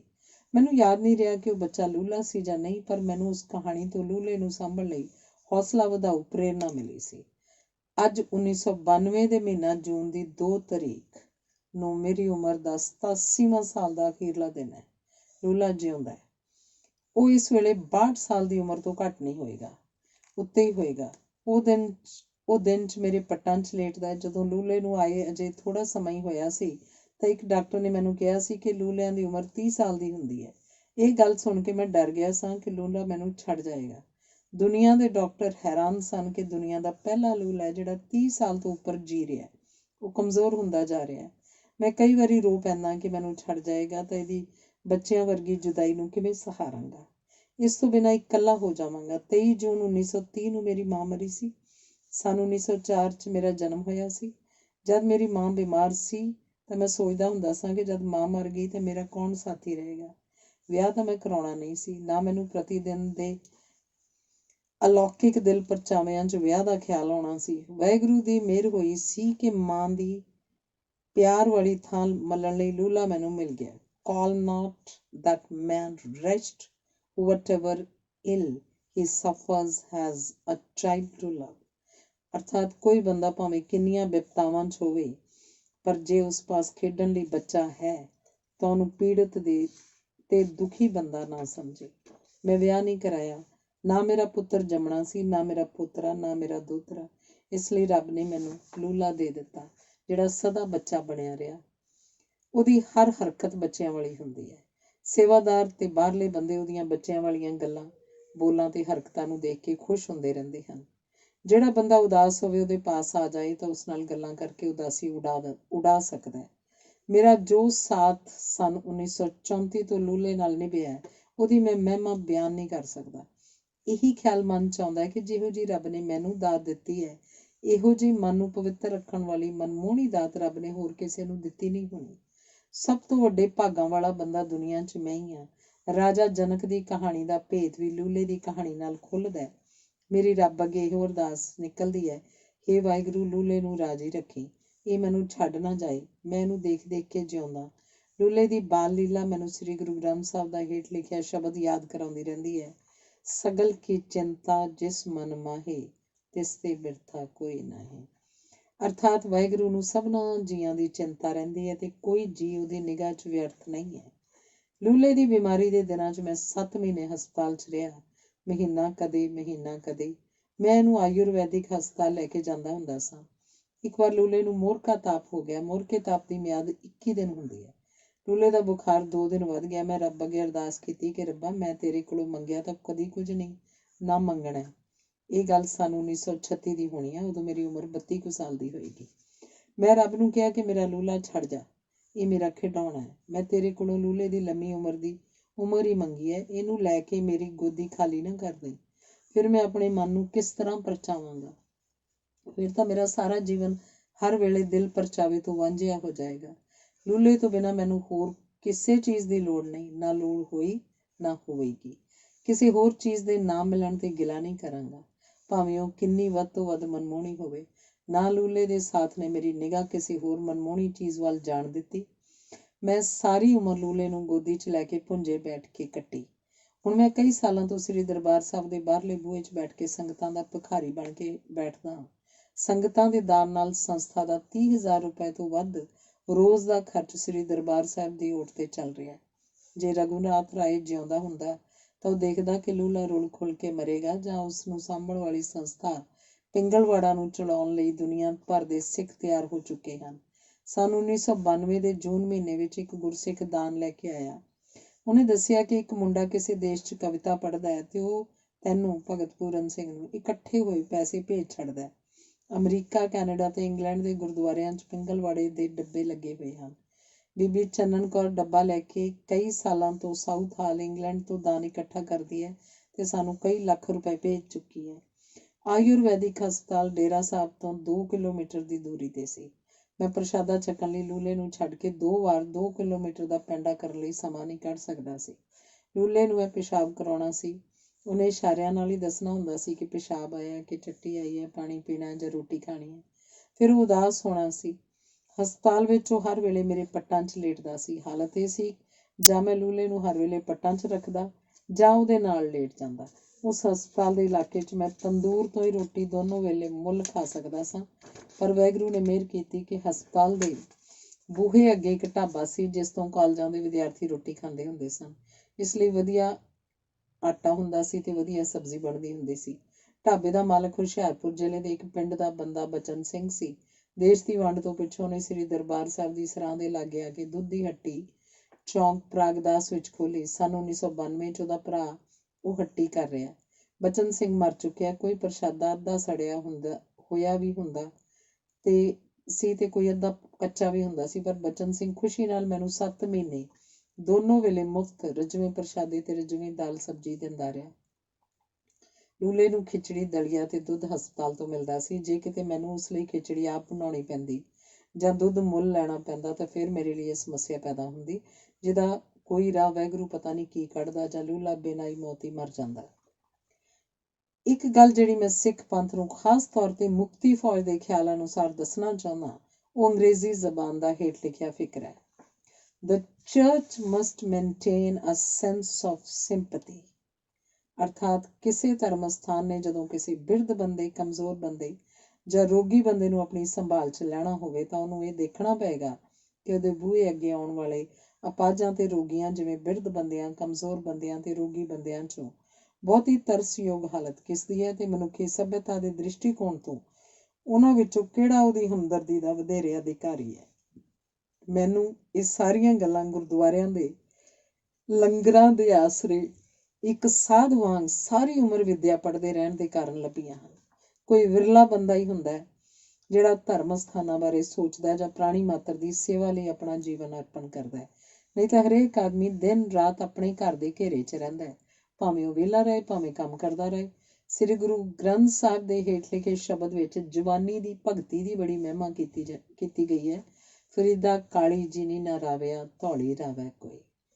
ਅਰਥਾਤ ਜੇਕਰ ਕੋਈ ਆਦਮੀ ਜਵਾਨੀ 'ਚ ਰੱਬ ਦੀ ਭਗਤੀ ਨਾ ਕਰੇ ਤੇ ਫਿਰ ਬੁਢਾਪੇ 'ਚ ਤਾਂ ਕੋਈ ਵਿਰਲਾ ਹੀ ਭਗਤੀ ਕਰਦਾ। ਮੈਂ ਜਦੋਂ ਗੁਰਦੁਆਰਾ ਸਾਹਿਬ 'ਚ ਪ੍ਰੇਮ ਨਾਲ ਬਿਨਾਂ ਤਨਖਾਹ ਤੋਂ ਹੱਥਾਂ ਦੀ ਸੇਵਾ ਕਰਨ ਲੱਗਿਆ ਸਾਂ ਤਾਂ ਉਦੋਂ ਮੈਂ 10ਵੀਂ ਜਮਾਤ ਦਾ ਇਮਤਿਹਾਨ ਦੇ ਕੇ ਸਕੂਲੋਂ ਨਿਕਲਿਆ ਹੀ ਸਾਂ। ਮੇਰੇ ਸਿਰ ਤੇ ਕੋਈ ਭਾਰ ਮਾਂ ਬਾਪ ਨੂੰ ਖਰਚ ਦੇਣ ਦਾ ਨਹੀਂ ਸੀ, ਕਿਉਂਕਿ ਮਾਂ ਨੌਕਰੀ ਕਰਦੀ ਸੀ ਤੇ ਬਾਪ ਕੰਮ ਕਰਨ ਜੋਗਾ ਸੀ ਤੇ ਮੇਰਾ ਮਤਰੇਆ ਭਰਾ ਉਹਦਾ ਦੂਜਾ ਪੁੱਤਰ ਕਮਾਉਂਦਾ ਸੀ। ਹੋਰ ਭੈਣ ਭਰਾ ਮੇਰਾ ਕੋਈ ਨਹੀਂ ਸੀ, ਨਾ ਮੈਂ ਵਿਆਹਿਆ ਹੋਇਆ ਸਾਂ। ਇਸ ਲਈ ਮੈਨੂੰ ਤੁਰੰਤ ਪੈਸਾ ਕਮਾਉਣ ਦੀ ਲੋੜ ਨਹੀਂ ਸੀ। ਗੁਰਦੁਆਰਾ ਬਹੁਤ ਰੌਣਕ ਵਾਲਾ ਸੀ, ਬੜਾ ਸੋਹਣਾ ਲੰਗਰ ਦੋਨੋਂ ਵੇਲੇ ਵਰਤਦਾ ਸੀ, ਸਫਾਈ ਸੀ, ਸੰਗਮਰਮਰ ਦੇ ਫਰਸ਼ ਲੱਗੇ ਹੋਏ ਸਨ। ਸਵੇਰ ਵੇਲੇ ਆਸਾ ਦੀ ਵਾਰ ਦਾ ਦੀਵਾਨ ਤੇ ਸ਼ਾਮ ਨੂੰ ਰਹਿਰਾਸ ਸਾਹਿਬ ਦਾ ਦੀਵਾਨ ਲੱਗਦਾ ਸੀ। ਮਹੰਤ ਸਾਹਿਬ ਭਾਈ ਸਾਹਿਬ ਭਾਈ ਤੇਜਾ ਸਿੰਘ ਜੀ ਗੁਰਬਾਣੀ ਪੜ੍ਹਨ ਵਾਲੇ ਤੇ ਨਾਮ ਜਪਣ ਵਾਲੇ ਤਿਆਰ ਬਰ ਤਿਆਰ ਸਿੱਖ ਸਨ। ਉਹਨਾਂ ਦੀ ਬਿਰਤੀ ਬਹੁਤ ਉੱਚੀ ਸੀ, ਪਰਉਪਕਾਰੀ ਸਨ। ਉਹ ਚਾਹੁੰਦੇ ਸਨ ਕਿ ਉਹ ਮੇਰੇ ਜੀਵਨ ਨੂੰ ਭਾਈ ਮੰਝ, ਭਾਈ ਗੜੀਆ, ਭਾਈ ਫੇਰੂ, ਭਾਈ ਬਹਿਲੋ ਜੈਸੇ ਗੁਰੂ ਘਰਾਂ ਦੀ ਸੇਵਾ ਲਈ ਜੀਵਨ ਅਰਪਣ ਕਰਨ ਵਾਲੇ ਸਿੱਖਾਂ ਦੇ ਸੱਚੇ ਵਿੱਚ ਢਾਲ ਦੇਣ। ਉਹ ਮੈਨੂੰ ਦਿਨ 'ਚ ਅਨੇਕਾਂ ਵਾਰ ਲੋਰੀਆਂ ਵਾਲੇ ਸ਼ਬਦਾਂ ਨਾਲ ਬੁਲਾਉਂਦੇ ਰਹਿੰਦੇ ਸਨ, ਪੂਰਨ ਸਿੰਘ ਪ੍ਰੇਮੀ, ਪੂਰਨ ਸਿੰਘ ਪ੍ਰੇਮੀ, ਕਿਉਂਕਿ ਮੈਂ ਉਸ ਸੇਵਾ ਨੂੰ ਕਰਦਾ ਹੋਇਆ ਉਹਨਾਂ ਨੂੰ ਕੁਝ ਖਿੜਿਆ ਹੋਇਆ ਜਾਪਦਾ ਸਾਂ। ਮੈਂ ਨਿਆਣਾ ਹੁੰਦਾ ਰੱਬ ਤੋਂ ਇਹ ਮੁਰਾਦਾਂ ਮੰਗਿਆ ਕਰਦਾ ਸਾਂ ਕਿ ਮੈਂ ਕੋਈ ਵੱਡਾ ਅਫਸਰ ਜਾਂ ਵੱਡਾ ਅਮੀਰ ਆਦਮੀ ਬਣਾ। ਦਿਨ ਰਾਤ ਦੀ ਹੀ ਹੱਥੀਂ ਸੇਵਾ ਤੇ ਉਸ ਸਾਧ ਪੁਣੇ ਦੇ ਸੰਚੇ ਵਿੱਚ ਢਲਣ ਲਈ ਮਨ ਨੇ ਕੁਝ ਸੋਚਾਂ 'ਚ ਪੈਣਾ ਹੀ ਸੀ। ਉਦੋਂ ਮੈਂ ਬਹੁਤ ਖੂਬਸੂਰਤ ਤੇ ਨਿੱਗਰ ਸਰੀਰ ਵਾਲਾ ਜਵਾਨ ਸੀ। ਜਦੋਂ ਮੈਂ ਡੇਰਾ ਸਾਹਿਬ ਸੇਵਾ ਸ਼ੁਰੂ ਕੀਤੀ, ਮਨੁੱਖ ਦੀ ਰੂਹ ਦੀ ਸਭ ਤੋਂ ਡੂੰਘੀ ਭੁੱਖ ਪਰਉਪਕਾਰ ਹੁੰਦਾ, ਪ੍ਰਾਣੀ ਮਾਤਰ ਦਾ ਭਲਾ ਕਰਨਾ। ਮੈਂ ਗੁਰਦੁਆਰੇ 'ਚ ਭੁੱਖਿਆਂ ਨੂੰ ਰੋਟੀ ਦਿੰਦਾ ਸਾਂ, ਬੇਆਸਰੇ ਅਪਾਹਜਾਂ ਨੂੰ ਸੰਭਾਲਦਾ ਸਾਂ ਤੇ ਹਸਪਤਾਲਾਂ ਤੋਂ ਉਹਨਾਂ ਦਾ ਇਲਾਜ ਕਰਾਉਂਦਾ ਸਾਂ। ਉਹਨਾਂ ਦੇ ਦਸਤਾਂ ਨਾਲ ਭਰੇ ਕੱਪੜੇ ਵੀ ਧੋਂਦਾ ਸਾਂ ਤੇ ਸਰੀਰ ਵੀ ਧੋਂਦਾ ਸਾਂ।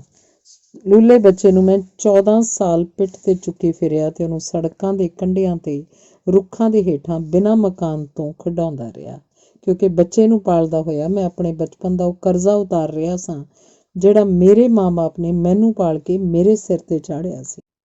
ਬੱਚੇ ਰੱਬ ਦਾ ਰੂਪ ਗਿਣੇ ਗਏ ਹਨ ਤੇ ਫਿਰ ਉਹਨਾਂ ਨੇ ਕੋਈ ਪਾਪ ਨਹੀਂ ਕੀਤਾ ਹੁੰਦਾ।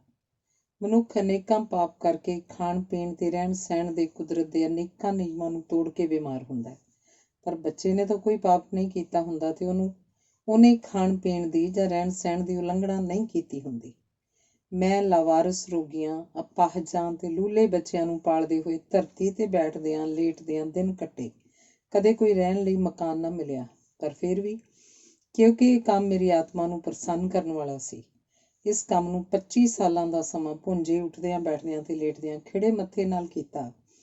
ਪਰ ਜੇ ਮੈਨੂੰ ਕਿਸੇ ਅਜਿਹੇ ਹਸਪਤਾਲ 'ਚ ਨੌਕਰੀ ਕਰਨ ਲਈ ਕਿਹਾ ਜਾਂਦਾ ਜਿਹਦੇ ਸਾਰੇ ਬਿਮਾਰ ਪੈਸਿਆਂ ਵਾਲੇ ਹੁੰਦੇ ਤਾਂ ਮੈਂ ਇਹ ਕੰਮ ਬਿਲਕੁਲ ਨਾ ਕਰਦਾ, ਬਲਕਿ ਆਪਣਾ ਬਾਕੀ ਦਾ ਸਾਰਾ ਜੀਵਨ ਲਾਇਬ੍ਰੇਰੀਆਂ ਤੋਂ ਦੇਸ਼ ਤੇ ਦੁਨੀਆ ਦੀਆਂ ਚਿੰਤਾਜਨਕ ਸਮੱਸਿਆਵਾਂ ਦੀ ਪੜ੍ਹਾਈ ਤੇ ਉਹਨਾਂ ਦੇ ਪ੍ਰਚਾਰ 'ਚ ਖਰਚ ਕਰਦਾ, ਜਿਸ ਕਾਰਜ ਲਈ ਮੈਂ ਮਹਾਤਮਾ ਗਾਂਧੀ ਦੇ ਉਪਦੇਸ਼ਾਂ ਤੋਂ ਪ੍ਰੇਰਿਤ ਹੋ ਕੇ ਦੇਸ਼ ਸੇਵਾ ਲਈ ਆਪਣਾ ਜੀਵਨ ਅਰਪਣ ਕਰਨ ਦਾ ਸੰਕਲਪ ਕੀਤਾ ਸੀ। ਗੁਰਦੁਆਰਾ ਡੇਰਾ ਸਾਹਿਬ 'ਚ ਮੈਨੂੰ ਹਰ ਵੇਲੇ ਸੇਵਾ ਦੇ ਅਨੇਕਾਂ ਕੰਮਾਂ 'ਚ ਰੁੱਝੇ ਰਹਿਣਾ ਪੈਂਦਾ ਸੀ। ਕਿਸੇ ਵੇਲੇ ਕੋਈ ਅਜਿਹਾ ਕੰਮ ਮੈਨੂੰ ਕਰਨਾ ਪੈਂਦਾ ਕਿ ਭੱਜਣਾ ਪੈਂਦਾ। 3 ਬੰਦੇ ਮੈਨੂੰ ਉਹ ਹਸਪਤਾਲ ਲੈ ਜਾਣੇ ਪਏ ਜਿਨ੍ਹਾਂ ਨੇ ਜ਼ਹਿਰ ਖਾਧੀ ਹੋਈ ਸੀ। ਸਭ ਤੋਂ ਪਹਿਲਾ ਬੰਦਾ ਮੈਂ ਇੱਕ ਨੌਜਵਾਨ ਲਾਲੇ ਨੂੰ ਦੇਖਿਆ। ਅਸੀਂ ਰਾਤ ਨੂੰ ਗੁਰਦੁਆਰਾ ਡੇਰਾ ਸਾਹਿਬ ਦੇ ਪ੍ਰਕਾਸ਼ ਸਥਾਨ ਦੀ ਛੱਤ ਉੱਤੇ ਸੌਂਇਆ ਕਰਦੇ ਸਾਂ। ਇੱਕ ਦਿਨ ਸਵੇਰੇ ਉੱਠ ਕੇ ਮੈਂ ਦੇਖਿਆ ਕਿ ਇੱਕ ਲਾਲਾ ਸਾਡੇ ਲਾਗੇ ਪਿਆ ਹੋਇਆ ਜਿਹੜਾ ਬੇਹੋਸ਼ ਸੀ ਤੇ ਆਪਣੇ ਹੱਥਾਂ ਨੂੰ ਵਿੰਗੇ ਟੇਢੇ ਕਰ ਰਿਹਾ ਹੈ। ਮੈਨੂੰ ਇਹ ਖਿਆਲ ਨਹੀਂ ਸੀ ਆਇਆ ਕਿ ਉਹਨੂੰ ਕਿਸੇ ਨੇ ਧਤੂਰਾ ਦਿੱਤਾ ਹੋਏਗਾ ਜਾਂ ਕੋਈ ਹੋਰ ਜ਼ਹਿਰ ਖਵਾ ਦਿੱਤੀ ਹੋਏਗੀ। ਮੈਂ ਸਮਝਿਆ ਕਿ ਉਹਨੇ ਕੋਈ ਨਸ਼ਾ ਕੀਤਾ ਹੋਏਗਾ ਜਿਹਦੇ ਕਾਰਨ ਉਹ ਬੇਹੋਸ਼ ਹੋ ਗਿਆ। ਜੇ ਮੈਨੂੰ ਇਹ ਗਿਆਨ ਹੁੰਦਾ ਕਿ ਕੋਈ ਜ਼ਹਿਰ ਉਹਨੇ ਆਪ ਖਾਧੀ ਹੋਏਗੀ ਜਾਂ ਉਹਨੂੰ ਖਵਾਈ ਹੋਏਗੀ ਤਾਂ ਮੈਂ ਉਹਨੂੰ ਤੁਰੰਤ ਹਸਪਤਾਲ ਲੈ ਜਾਂਦਾ। ਸੋ ਮੈਂ ਉਹਨੂੰ ਛੱਤ ਤੋਂ ਉਠਾ ਕੇ ਲੰਗਰ ਦੇ ਬੂਹੇ ਅੱਗੇ ਧਰਤੀ ਤੇ ਲਿਟਾ ਦਿੱਤਾ।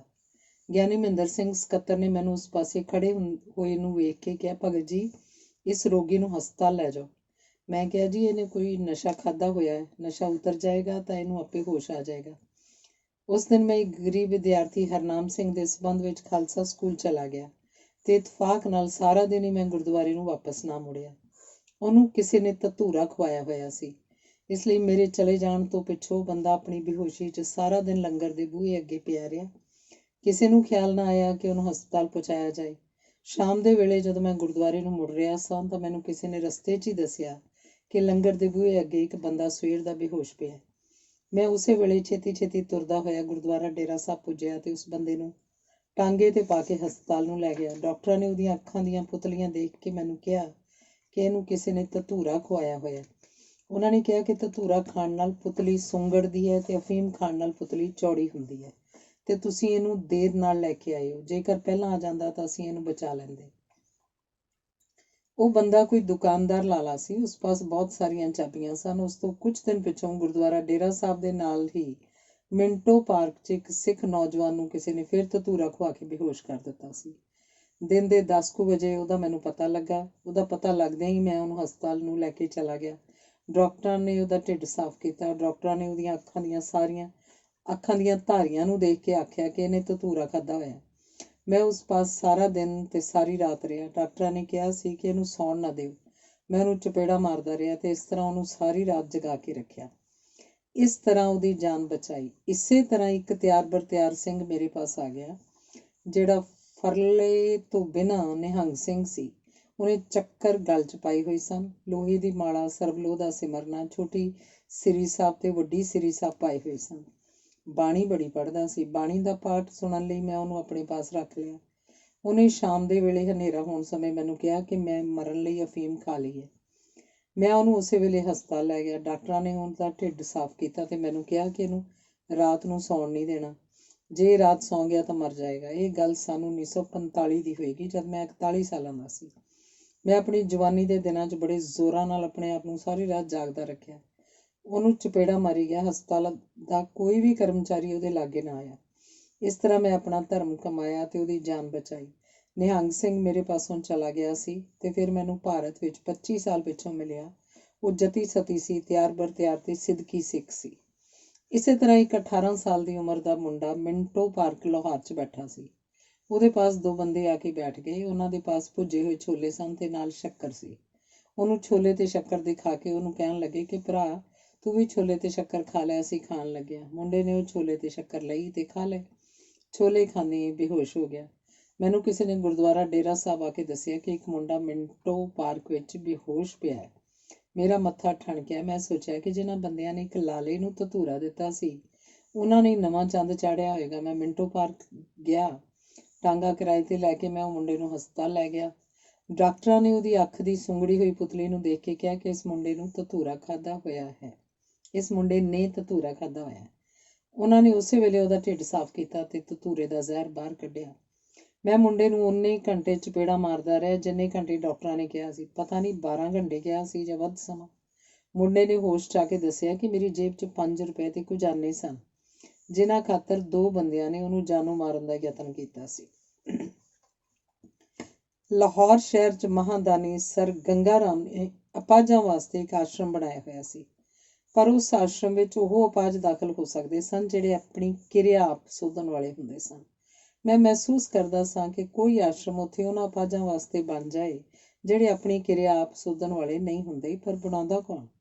ਆਸ਼ਰਮ ਦਾ ਮੁੱਢ ਤਾਂ ਅੰਮ੍ਰਿਤਸਰ ਸ਼ਹਿਰ ਵਿੱਚ ਵੀ ਸ਼ਾਇਦ ਨਾ ਵੱਜਦਾ ਜੇਕਰ ਹਸਪਤਾਲਾਂ ਲਾਗੇ ਮੁਸਲਮਾਨਾਂ ਦੀਆਂ ਛੱਡੀਆਂ ਹੋਈਆਂ 81 ਕੋਠੀਆਂ ਖਾਲੀ ਨਾ ਹੁੰਦੀਆਂ, ਤੇ ਆਸ਼ਰਮ ਬਿਲਕੁਲ ਨਾ ਵੱਧਦਾ ਫੁੱਲਦਾ ਜੇਕਰ ਇਹ ਸ੍ਰੀ ਦਰਬਾਰ ਸਾਹਿਬ ਦੇ ਮਹਾਨ ਤੀਰਥ ਅਸਥਾਨ ਅੰਮ੍ਰਿਤਸਰ ਵਿੱਚ ਨਾ ਹੁੰਦਾ। ਸ੍ਰੀ ਦਰਬਾਰ ਸਾਹਿਬ ਸਾਰੀ ਦੁਨੀਆ 'ਚ ਜਾਣਿਆ ਜਾਣ ਵਾਲਾ ਸਿੱਖ ਪੰਥ ਦਾ ਕੇਂਦਰੀ ਤੀਰਥ ਅਸਥਾਨ ਹੈ। ਇਹ ਫਿਕਰ ਤਾਂ ਮੈਨੂੰ ਰਹਿੰਦਾ ਹੀ ਸੀ ਕਿ ਮੈਂ ਬੁੱਢਾ ਹੋਣਾ ਹੀ ਹੈ ਤੇ ਮਰਨਾ ਵੀ ਹੈ। ਇਸ ਲਈ ਮੈਂ ਆਪਣੇ ਇੱਕ ਸਾਥੀ ਨਰੈਣ ਸਿੰਘ ਤੋਂ ਇਹ ਬਚਨ ਲਿਆ ਹੋਇਆ ਸੀ ਕਿ ਜੇਕਰ ਮੈਂ ਬਿਮਾਰ ਹੋ ਜਾਵਾਂ ਜਾਂ ਮਰ ਜਾਵਾਂ ਤਾਂ ਤੂੰ ਲੂਲੇ ਨੂੰ ਸਾਂਭਣਾ। ਉਹ ਬਾਲ ਬੱਚੇਦਾਰ ਵੀ ਸੀ ਤੇ ਬਾਣੀ ਦੇ ਨਿਤਨੇਮ ਦਾ ਪਾਠ ਪ੍ਰਤੀ ਦਿਨ ਕਰਨ ਵਾਲਾ ਤਿਆਰ ਬਰ ਤਿਆਰ ਗੁਰਸਿੱਖ ਵੀ ਸੀ। ਉਹ ਕਿਆਸਵਾਨ ਤੇ ਦਇਆਵਾਨ ਸੀ। ਉਸ ਤੇ ਭਰੋਸਾ ਕੀਤਾ ਜਾ ਸਕਦਾ ਸੀ। ਉਹਦਾ ਪਿੰਡ ਲਾਹੌਰ ਜ਼ਿਲ੍ਹੇ 'ਚ ਸੀ। ਉਹਦਾ ਪਿੰਡ ਸੁੱਖਾ ਸਿੰਘ ਸ਼ਹੀਦ ਦਾ ਪਿੰਡ ਮਾੜੀ ਕੰਬੋਕੀ ਹੈ। ਸੁੱਖਾ ਸਿੰਘ ਤੇ ਮਹਿਤਾਬ ਸਿੰਘ ਦੋ ਸਿੰਘ ਸਨ ਜਿਨ੍ਹਾਂ ਨੇ ਮੱਸੇ ਰੰਗੜ ਦਾ ਸਿਰ ਲਾਇਆ ਸੀ। ਮੱਸੇ ਰੰਗੜ ਨੇ ਸ੍ਰੀ ਦਰਬਾਰ ਸਾਹਿਬ ਦਾ ਸਾਰਾ ਸਰੋਵਰ ਮਿੱਟੀ ਨਾਲ ਭਰਵਾ ਦਿੱਤਾ ਸੀ ਤੇ ਸ੍ਰੀ ਹਰਿਮੰਦਰ ਸਾਹਿਬ 'ਚ ਕੰਜਰੀਆਂ ਦਾ ਨਾਚ ਕਰਾਉਂਦਾ ਸੀ। ਨਰੈਣ ਸਿੰਘ 15 ਕੁ ਦਿਨ ਲਾਹੌਰ ਸ਼ਹਿਰ 'ਚ ਠਹਿਰਦਾ ਹੁੰਦਾ ਸੀ ਤੇ ਮੇਰੇ ਲੱਗੇ ਹੋਏ ਚੰਦਿਆਂ ਵਿੱਚੋਂ 85 ਰੁਪਏ ਦੇ ਕਰੀਬ ਹਰ ਮਹੀਨੇ ਇਕੱਠੇ ਕਰਕੇ ਆਪਣੇ ਪਿੰਡ ਨੂੰ ਲੈ ਜਾਂਦਾ ਸੀ। ਲਾਹੌਰ ਸ਼ਹਿਰ 'ਚ ਕੁਝ ਬੰਦਿਆਂ ਨੇ ਮੇਰੇ ਮਾਹਵਾਰੀ ਚੰਦੇ ਲਾਏ ਹੋਏ ਸਨ। ਮੇਰੇ ਪਾਸ ਦੋ ਗਰੀਬ ਵਿਦਿਆਰਥੀ ਵੀ ਰਹਿੰਦੇ ਸਨ ਜਿਹੜੇ ਖਾਲਸਾ ਕਾਲਜ 'ਚ ਪੜ੍ਹਦੇ ਸਨ। ਲੂਲਾ 4 ਸਾਲ ਦੀ ਉਮਰ ਦਾ ਸੀ। ਉਹਦੀ 18 ਸਾਲ ਦੀ ਉਮਰ ਤੱਕ ਉਹਨੂੰ ਮੈਂ ਪਿੱਠ ਤੇ ਚੁੱਕੀ ਫਿਰਦਾ ਰਿਹਾ ਸਾਂ। ਵਾਹਿਗੁਰੂ ਨੇ ਮੈਨੂੰ ਉਹਦੀ ਸੇਵਾ ਕਰਦਿਆਂ ਨੂੰ 14 ਸਾਲਾਂ 'ਚ ਇੱਕ ਦਿਨ ਵੀ ਮੰਜੇ ਤੇ ਲੰਮਾ ਨਾ ਪਾਇਆ। 2 ਵਾਰ ਜਾਂ 3 ਵਾਰ ਮਾਮੂਲੀ ਬੁਖਾਰ ਤਾਂ ਆਇਆ ਜਿਹੜਾ 2-3 ਦਿਨ 'ਚ ਹੀ ਲੱਥ ਜਾਂਦਾ ਰਿਹਾ ਤੇ ਮੇਰੇ ਵੱਲੋਂ ਕੀਤੀ ਜਾ ਰਹੀ ਲੂਲੇ ਦੀ ਸੰਭਾਲ 'ਚ ਕੋਈ ਵਿਘਨ ਨਾ ਪਵਾ ਸਕਿਆ। ਧੰਨਵਾਦ।